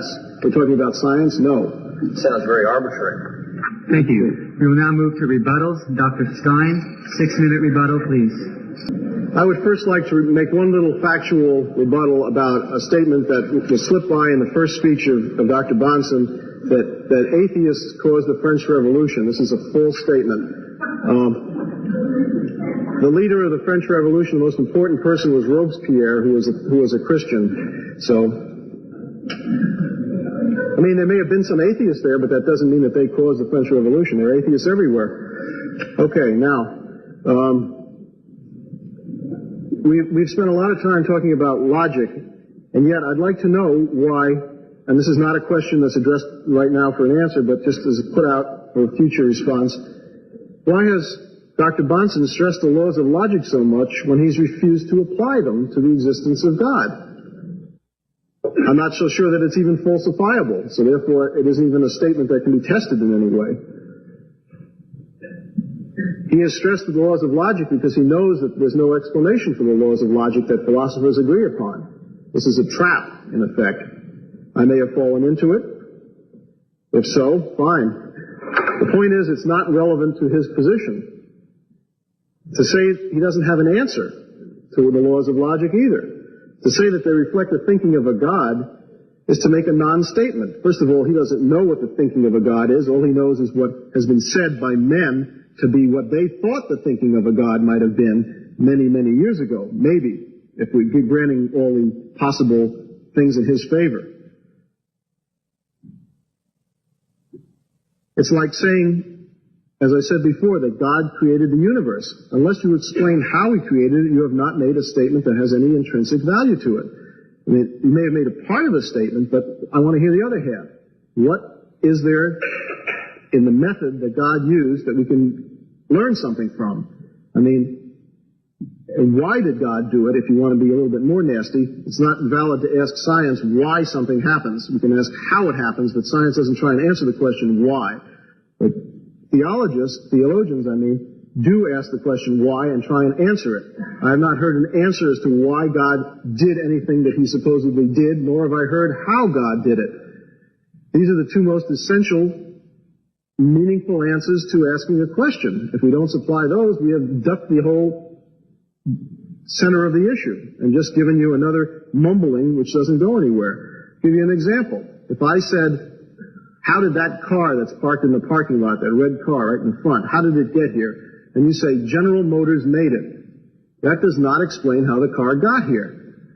Now, if you want to go and explain that in Detroit, 100 men worked a certain number of hours to make this car out of steel that they got from Youngstown, Ohio, from a smelting plant, and then maybe we're getting somewhere as to how that car got here. I don't mean how it got on the Irvine campus. I mean, how did it get here in existence? So, until we have that kind of an answer, we have not said anything. To say that General Motors made it is not answering the question of how that car got here. Neither is there an answer to say that God made it. And I would ask Dr. Bahnsen to explain, if he thinks he knows the answer, which none of these philosophers know about the laws of logic, to put his answer in some kind of meaningful language. To say that that the laws of logic reflect the thinking of God is to make a non-meaningful statement. And not just to me, to anyone. I want to know whether God thinks rationally all the time, whether he can be irrational. How do we know when he's being irrational? Is it possible for him to be irrational? I want to know what kind of logic God uses. Does he use the kind of logic that we can demonstrate, that we can test in the same way that we use the logic that we're talking about in science? If so, should it be impossible for God to contradict himself in any way?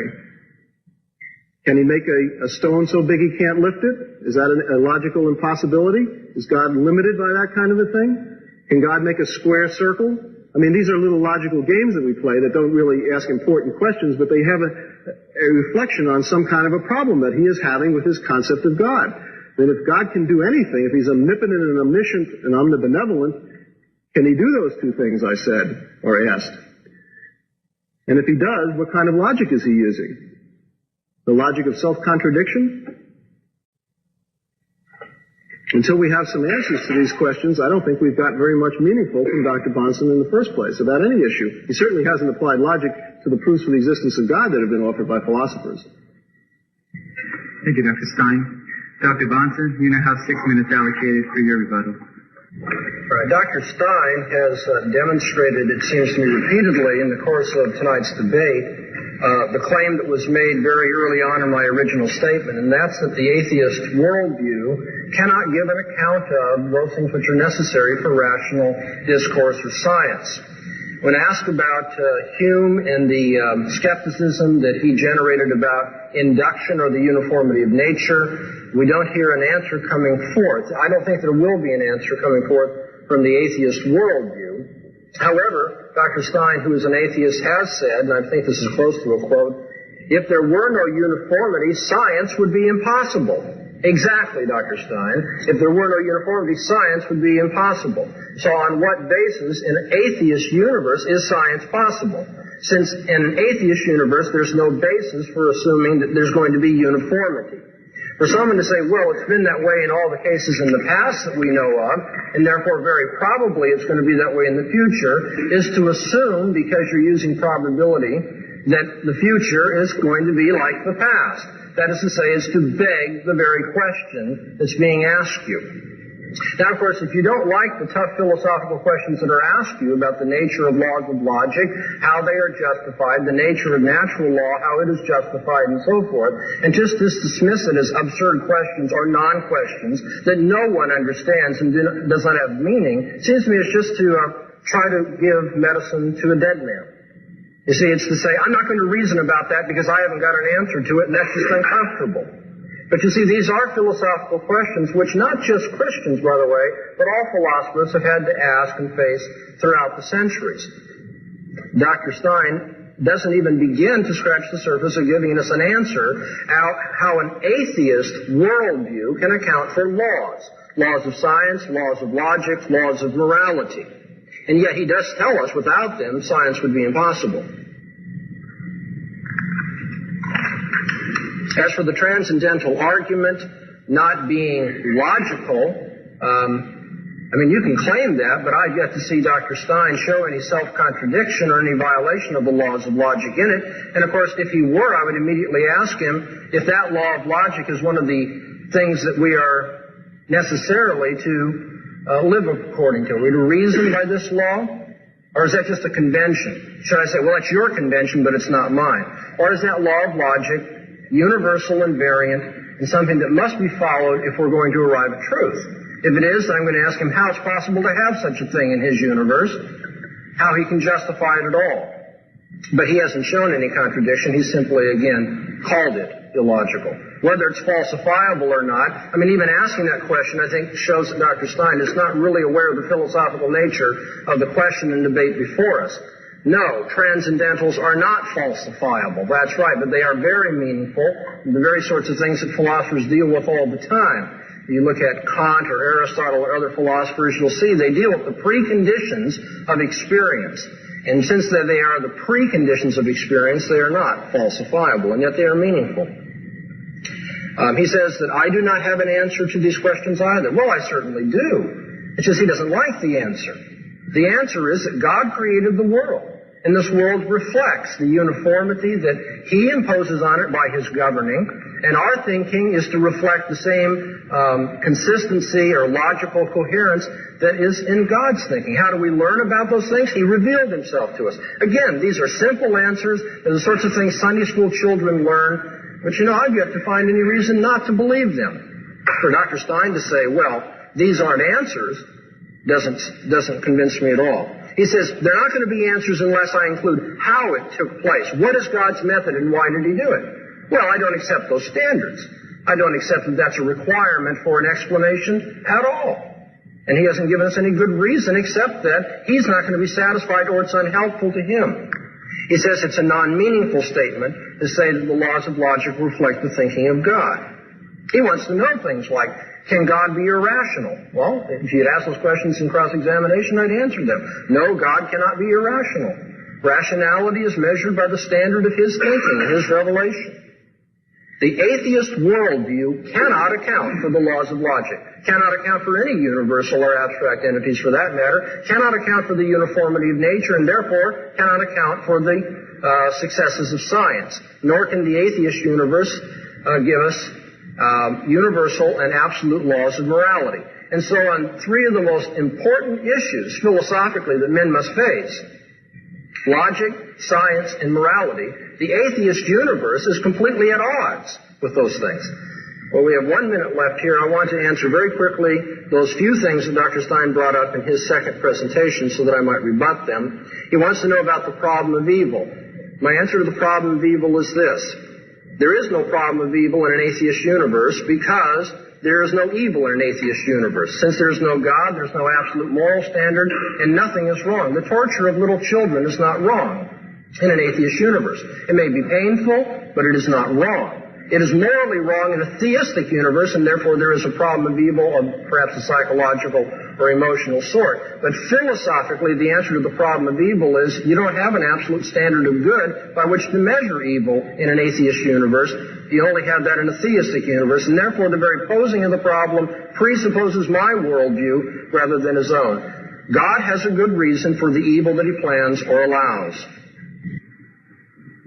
Thank you, Dr. Bahnsen. We have now concluded segment number 2 of this evening's debate, and we will move very quickly into segment number 3, which is closing statements. Dr. Stein has the first closing statement, which will be of a 10-minute duration.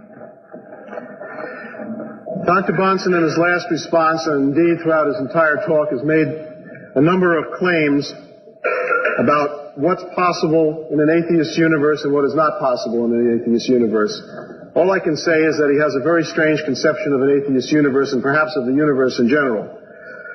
First of all, evil in an atheist universe. Yes, indeed, there can be evil in an atheist universe. Evil is, by definition, in an atheist universe, that which decreases the happiness of people, the most unhappiness of people. In other words, if we have two things that, if we want to make a comparative evil statement, which is more evil than another, the thing is more evil, which causes more people to be unhappy. Now, how do we know this? Well, we don't know it. It's a consensus, just like morality in general is a consensus. It's a consensus reinforced by the teachings of society through its parents to children, teachers to students, the media, literature, the Bible. All of these things reinforce morality through teaching and the socialization process. And also we pass laws to punish people that violate some of the more blatant cases that we have said are no-nos. So the idea that there's no evil in an atheist universe is utter hogwash. But our evil is at least a rational, determinate thing. We don't say, well, did God make this evil? And then we have to go flipping through the Bible to see if it was covered at all. You know, there's 100 volumes of commentary, at least 100 volumes more, called the Talmud, which is the Jews' interpretation of all the places that the Old Testament didn't give them any guidance on for ethical and moral issues. So, I mean, these things are not clearly spelled out in the Bible. We have no guidance on a lot of things as to what's evil. Is ovum transplant evil? I mean, you don't find that in your Bible. You've got to go and look at the issues, and you do an analysis just the way any rational philosopher would do it, or an what do you call it? An ethicist. Couldn't think of the word. So, I mean, we have standards by which we determine evil and good, and in an atheistic world, the atheistic worldview, I think I've demonstrated that the regularity of matter, which is an inherent property of matter, explains that the way we are able to make laws which are generalizations in the field of science. And to say that, first of all, many scientists are atheists. It's been shown by studies over and over again. So to claim, as Dr. Bahnsen claims to claim, that science doesn't give us an atheistic worldview that is in conformity with, that science is not in conformity with an atheistic worldview is utter nonsense.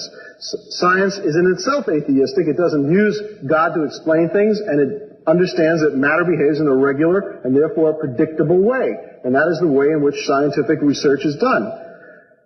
The same with logic. Logic is a consensus. I think it has a mathematical and a linguistic basis. It has some conformity to the reality of the world. I don't know how many times we have to repeat that for it to get through to Dr. Bahnsen, but it doesn't seem to be.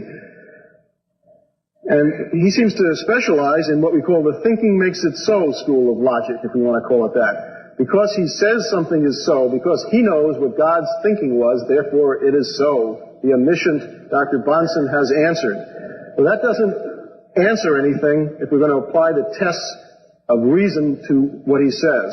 His statements are not only irrational, they are unreasonable. The idea that the future is going to be like the past, it's a statistical probability statement. We have never seen a future. Today is the future from yesterday.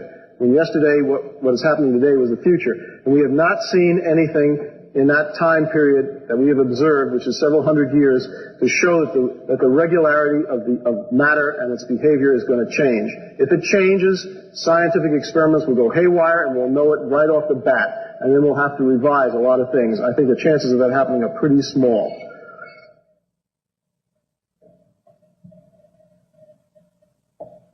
Now, let me just finish by saying that atheism is not a bleak and negative concept. It frees man, it sweeps away the theological debris that has prevented man from taking action to correct the problems of this world. We want to feed the hungry, we want to educate the illiterate, we want to clothe the naked, we want to raise the standard of living, we want to spread reason and thinking and progress and science. These are all things which are in and of themselves atheistic. We don't do them because God tells us to do them, we do them because they're right, they need to be done in this world. And if we do them because they're right and we make people happy, we will be made happy ourselves by making other people happy.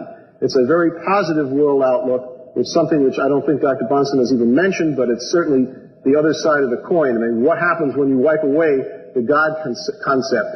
Are you left with nothing? No, you're left with the responsibility that you have to take on yourself. You are responsible for your actions, and also you get the credit for the things that you do.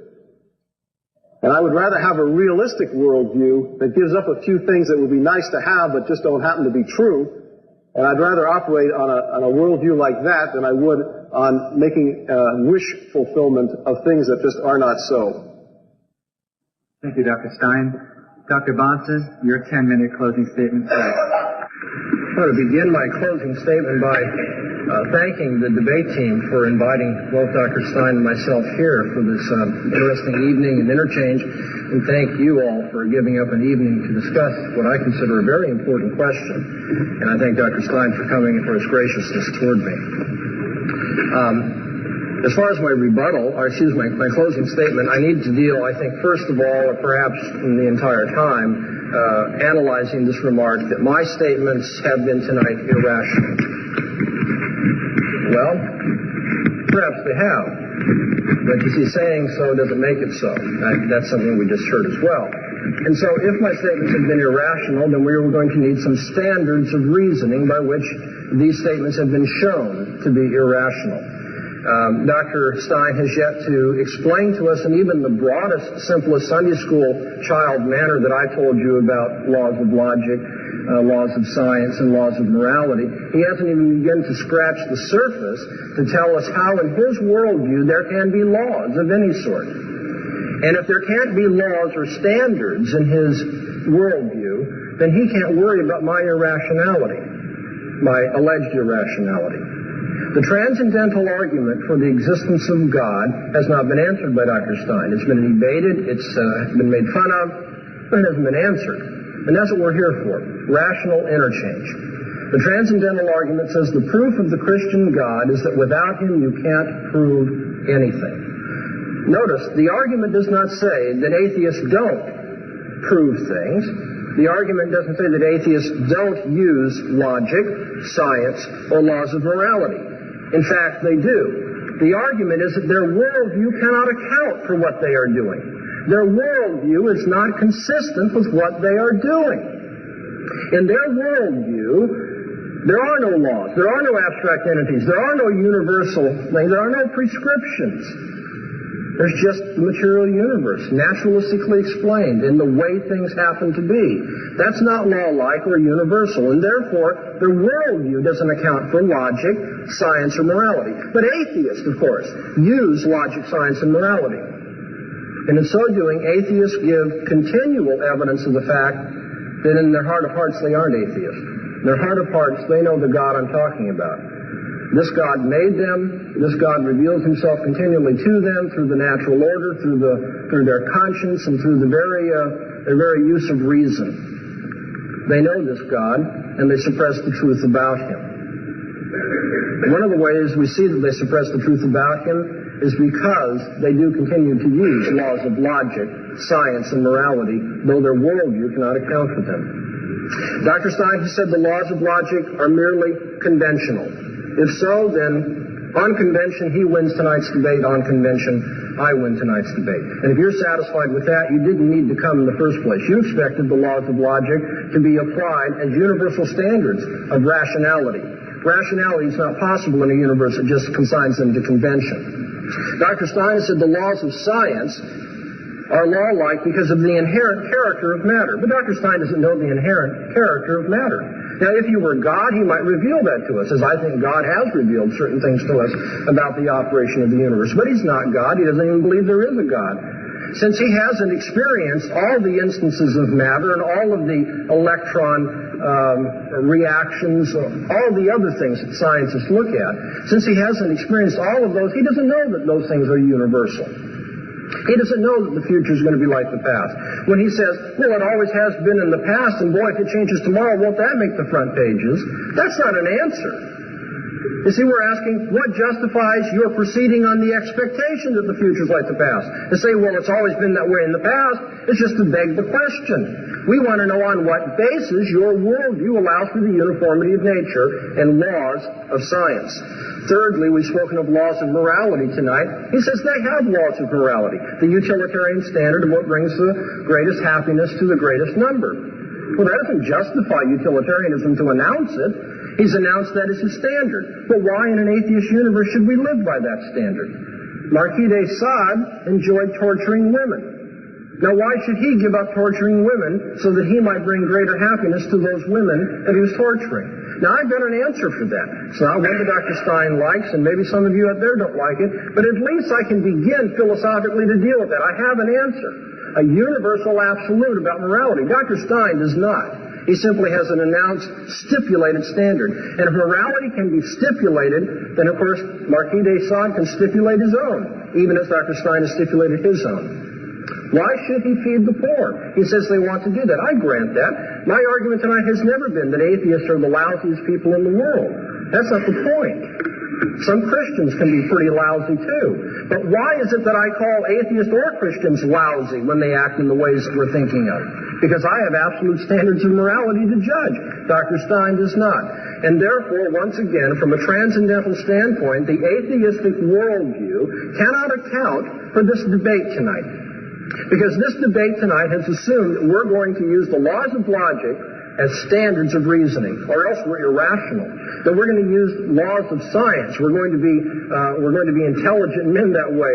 We're going to assume induction and causation and all those things that scientists do, and it's assumed moral stance. And we're not going to be dishonest and try to lie or just try to deceive you. I mean, if there aren't laws of morality, I could just take out a gun right now and say, okay, Dr. Stein, make my day. Is there a God or not? You see, if he argues, oh, no, you can't murder me because there are laws of morality, then, of course, he's made my day because I win the debate. That shows that the atheist universe is not correct. But if he says, oh, no, there are no absolute standards, it's all by convention and stipulation, that sort of thing, then I just pull the trigger and it's all over and I win the debate anyway. Would you expect me to win the debate in that fashion? Absolutely not. You came here expecting rational interchange. I don't think we've heard much from Dr. Stein. I've asked him repeatedly. It's very simple. I don't want a lot of details. Just begin to scratch the surface. How, in a materialistic, naturalistic outlook on life, man in his place in the world, can you account for laws of logic, laws of science, and laws of morality? The atheist worldview cannot do it, and therefore I feel justified in concluding, as I did my opening presentation this evening, by saying that the proof of the Christian God is the impossibility of the contrary. Without the Christian worldview, this debate wouldn't make sense. The Bible tells us, the fool has said in his heart, there is no God. Don't misunderstand that. When the Bible uses the term fool, it's not engaging in name-calling. It's trying to describe somebody who is dense, in the sense that they will not use his reason as God has given it. Somebody who is rebellious, who is hard-hearted. It's the fool who says in his heart, there is no God. Paul tells us in 1 Corinthians, the first chapter, that God has made foolish the wisdom of this world. He calls rhetorically, where is the wise? Where is the disputer or the debater of this age? Hasn't God made foolish the wisdom of this world? In a sense, I think what Paul is telling us, if I can amplify and read between the lines, is the whole history of philosophy is an argument for the existence of God. The whole history of philosophy is an argument for the existence of God because of the impossibility of the contrary. Someone who wants to say contrary to what the Bible says about God, let him stand up and answer these questions. Let him show that in his heart he may say there is no God, but he can't live that way. He can't reason that way. In Romans, the first chapter, Paul says God is making himself known continually to all men and persuasively, so that men do not have an excuse for the rejection of the existence of the Christian God. That isn't to say that all men confess this God. Not all will own up to him as their heavenly Father. Not all will submit to him. Some continue to rebel. Some continue to devise their fool's errands and rationalizations for why they don't have to believe in him. That's what the Bible teaches. I didn't come here and make this up. I didn't come here tonight, to say, well, if you don't agree, you see, you're just being rebellious. That's what the Bible says. What I want you to do tonight is to go home and to consider whether there isn't something to that. Why is it that some people continue to use laws of logic, laws of morality, laws of science, and yet they have a worldview that just clashes with that, and they just won't do anything to resolve contradiction? Dr. Stein tonight made reference to my doctoral dissertation on self-deception. He wondered how relevant it might be. Well, it's very relevant. Very relevant. Because what I do in that doctoral dissertation is to show that there are some people who know the truth and yet work very hard to convince themselves that it's not true. Now, of course, atheists think that's what Christians are doing. I recognize that, and we have to argue what the evidence for and against self-deception is. All I want to leave with you tonight is the fact that self-deception is a real phenomenon. It does happen to people. People who know the truth and yet work very hard to rationalize the evidence, convince themselves, as Paul says, suppress the truth and unrighteousness, convince themselves that there is no God. Well, you can choose tonight between the Christian worldview, the atheist worldview. We haven't touched all of the issues that you may want to look into, but in broad strokes, we have touched on a very important issue. If you're going to be a rational man, a moral man, a man of science, can you do so in an atheist universe? I say you can. Thank you, Dr. Bahnsen.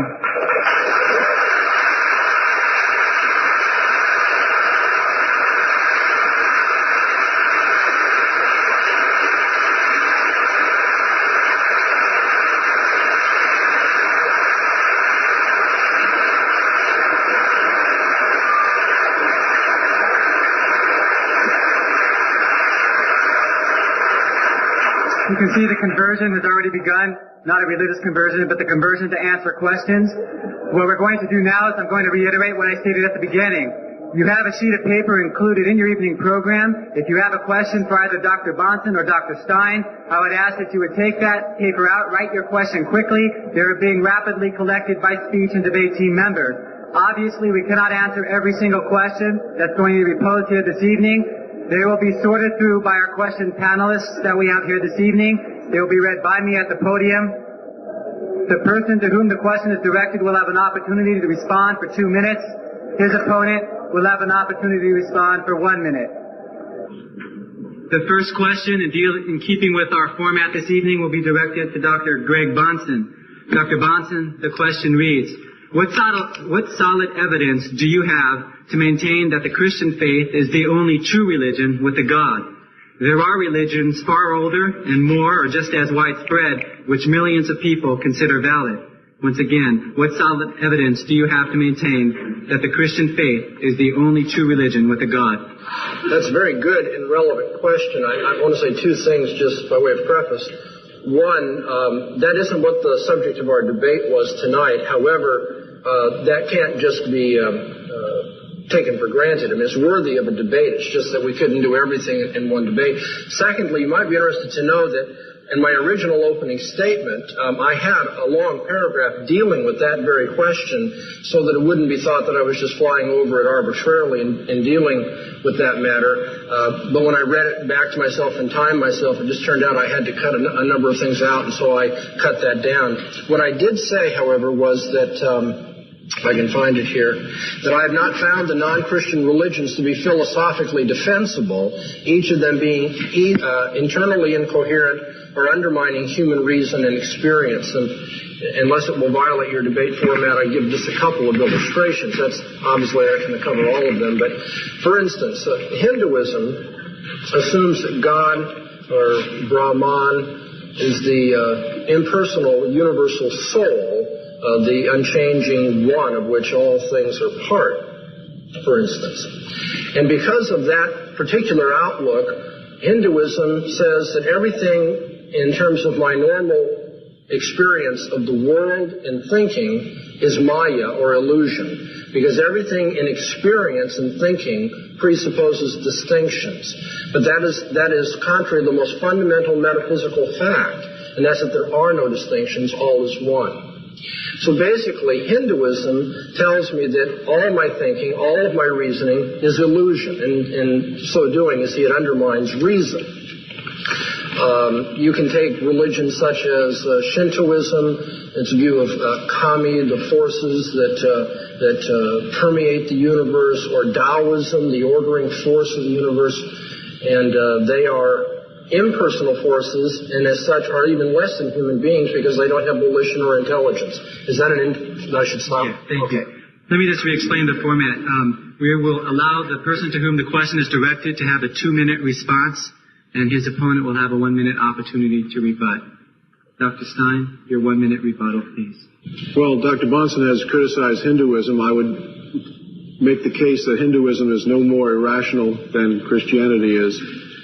Nor do I think that it is any more irrational than Islam is, nor is it any more irrational than almost any other religion that you want to name. With one exception, I'd say Buddhism is more rational than either Christianity or Hinduism. That doesn't mean that I accept Buddhism either, but I just think it's more rational. At least it makes some psychological sense, if nothing else.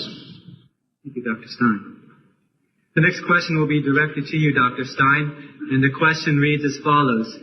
According to your definition and basis for evil, why was Hitler's Germany wrong? Or was it? Note, Jews and others were defined as non-persons, so their happiness doesn't really count. Once again, according to your definition and basis for evil, why was Hitler's Germany wrong? Or was it? Well, Germany is part of the Western European tradition. It's not deepest Africa or some place on Mars. They have the same Judeo-Christian background and basically the same connection with the rest of the developed world.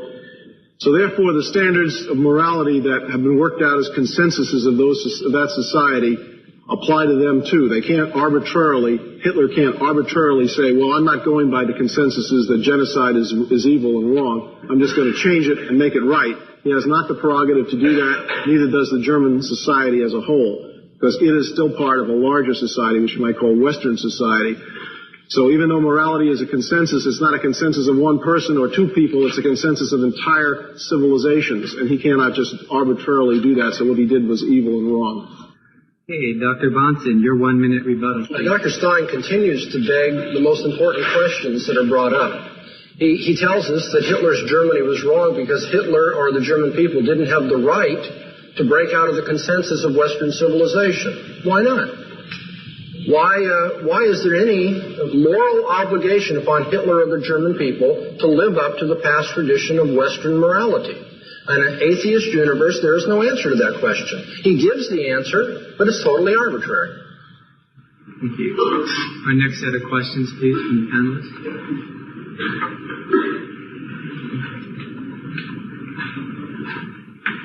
Next question is directed to you, Dr. Bahnsen. If I could read it for just a minute. Why is there pain and evil in the world?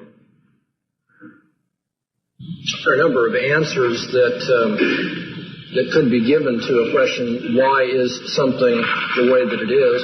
One relevant one, but not the most ultimate answer, would be that there's pain and evil in this world because men have decided to rebel against God, their maker, and that's one of the consequences of rebellion against God. Now somebody can say, well, that's not fair. God shouldn't punish people for rebelling against him. Well, I mean, if there is a God, as I have maintained, and if he is the Christian God as revealed in the Scriptures, it won't do any good to complain about that. That's the way God governs mankind. And if you think you know better than God about morality, then you're in Job's position. You want to have an interview with God. And you'll end up like Job. You'll put your hand over your mouth and you'll say, I've spoken too soon. I can't contend with the Almighty.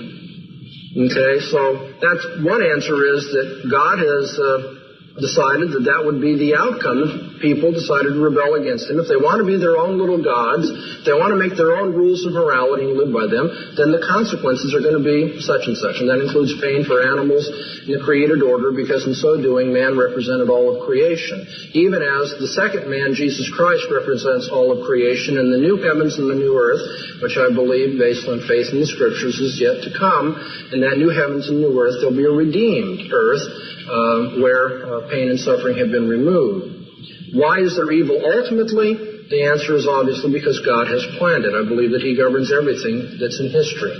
Does that mean that he caused it? No, I don't believe he compelled Adam to fall into sin. Dr. Stein, your 1 minute rebuttal. Well, Dr. Bahnsen has given us another one of his famous non-answers. Basically what he said is anything God does is what he does. It's a tautology. He doesn't say anything.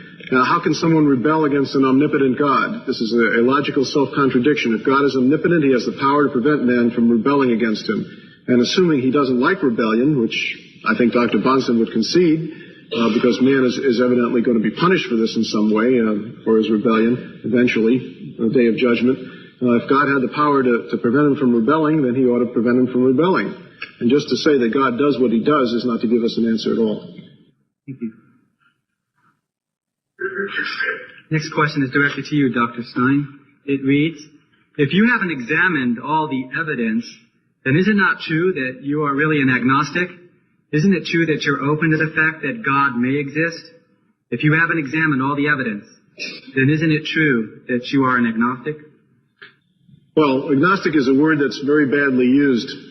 Thomas Huxley, who invented the word, used it in an entirely different way from the way we use it today. And in fact, the way we use it today is entirely different from the way Herbert Spencer used it. I would define an agnostic as a subtype of atheist. An atheist is someone who does not believe in a God. A theist is someone who does believe in a God. There's no middle ground. You can either do or you don't. Now, an agnostic does not believe in a God either because of one of two things. Either he thinks it's impossible ever to know whether there is one or not. That's the Spencerian, Herbert Spencer type agnostic that thinks there are unknowables. Or secondly, because he or she has never examined the evidence that exists and therefore has not made up his or her mind, but still, at this point, he does not believe in a God. Now, if he examined the evidence and found it convincing, then he would move into the theist camp. So no, I am not an agnostic because I do think that these questions are solvable, that maybe we don't know the answer now, but I think we can eventually know the answer. So I'm not a Spencerian agnostic, and I have examined the thing, so I'm not the other kind of agnostic, whatever that kind is called. It doesn't have a name for it. Dr. Bahnsen, your 1 minute rebuttal, please. It's interesting that the word agnostic is being used as a subclass of atheists. I would agree with that, but for reasons different than have been suggested. It's also interesting that atheist is being redefined. Earlier in the debate, Dr. Stein said an atheist is one who finds the theistic proofs inadequate. I said, no, traditionally an atheist is one that denies the existence of God or doesn't believe in the existence of God. Now he's using the traditional definition to answer the question. One more interesting comment about that, and we'll let it go. He says, we do believe there are answers to these problems. We have yet to find them. You see, that's the problem. Atheists live by faith.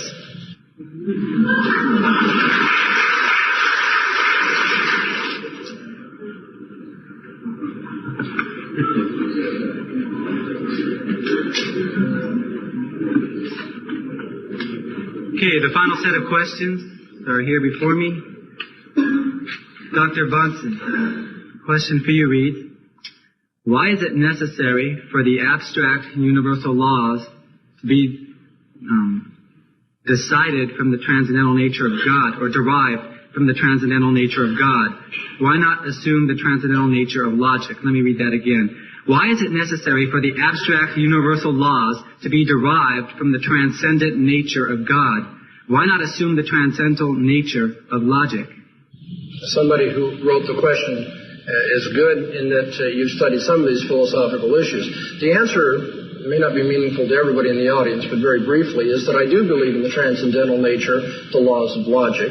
However, the laws of logic do not justify themselves just because they're transcendental. That is a precondition of intelligibility. I mean, why isn't it just sound and fury signifying nothing? That's a possibility, too.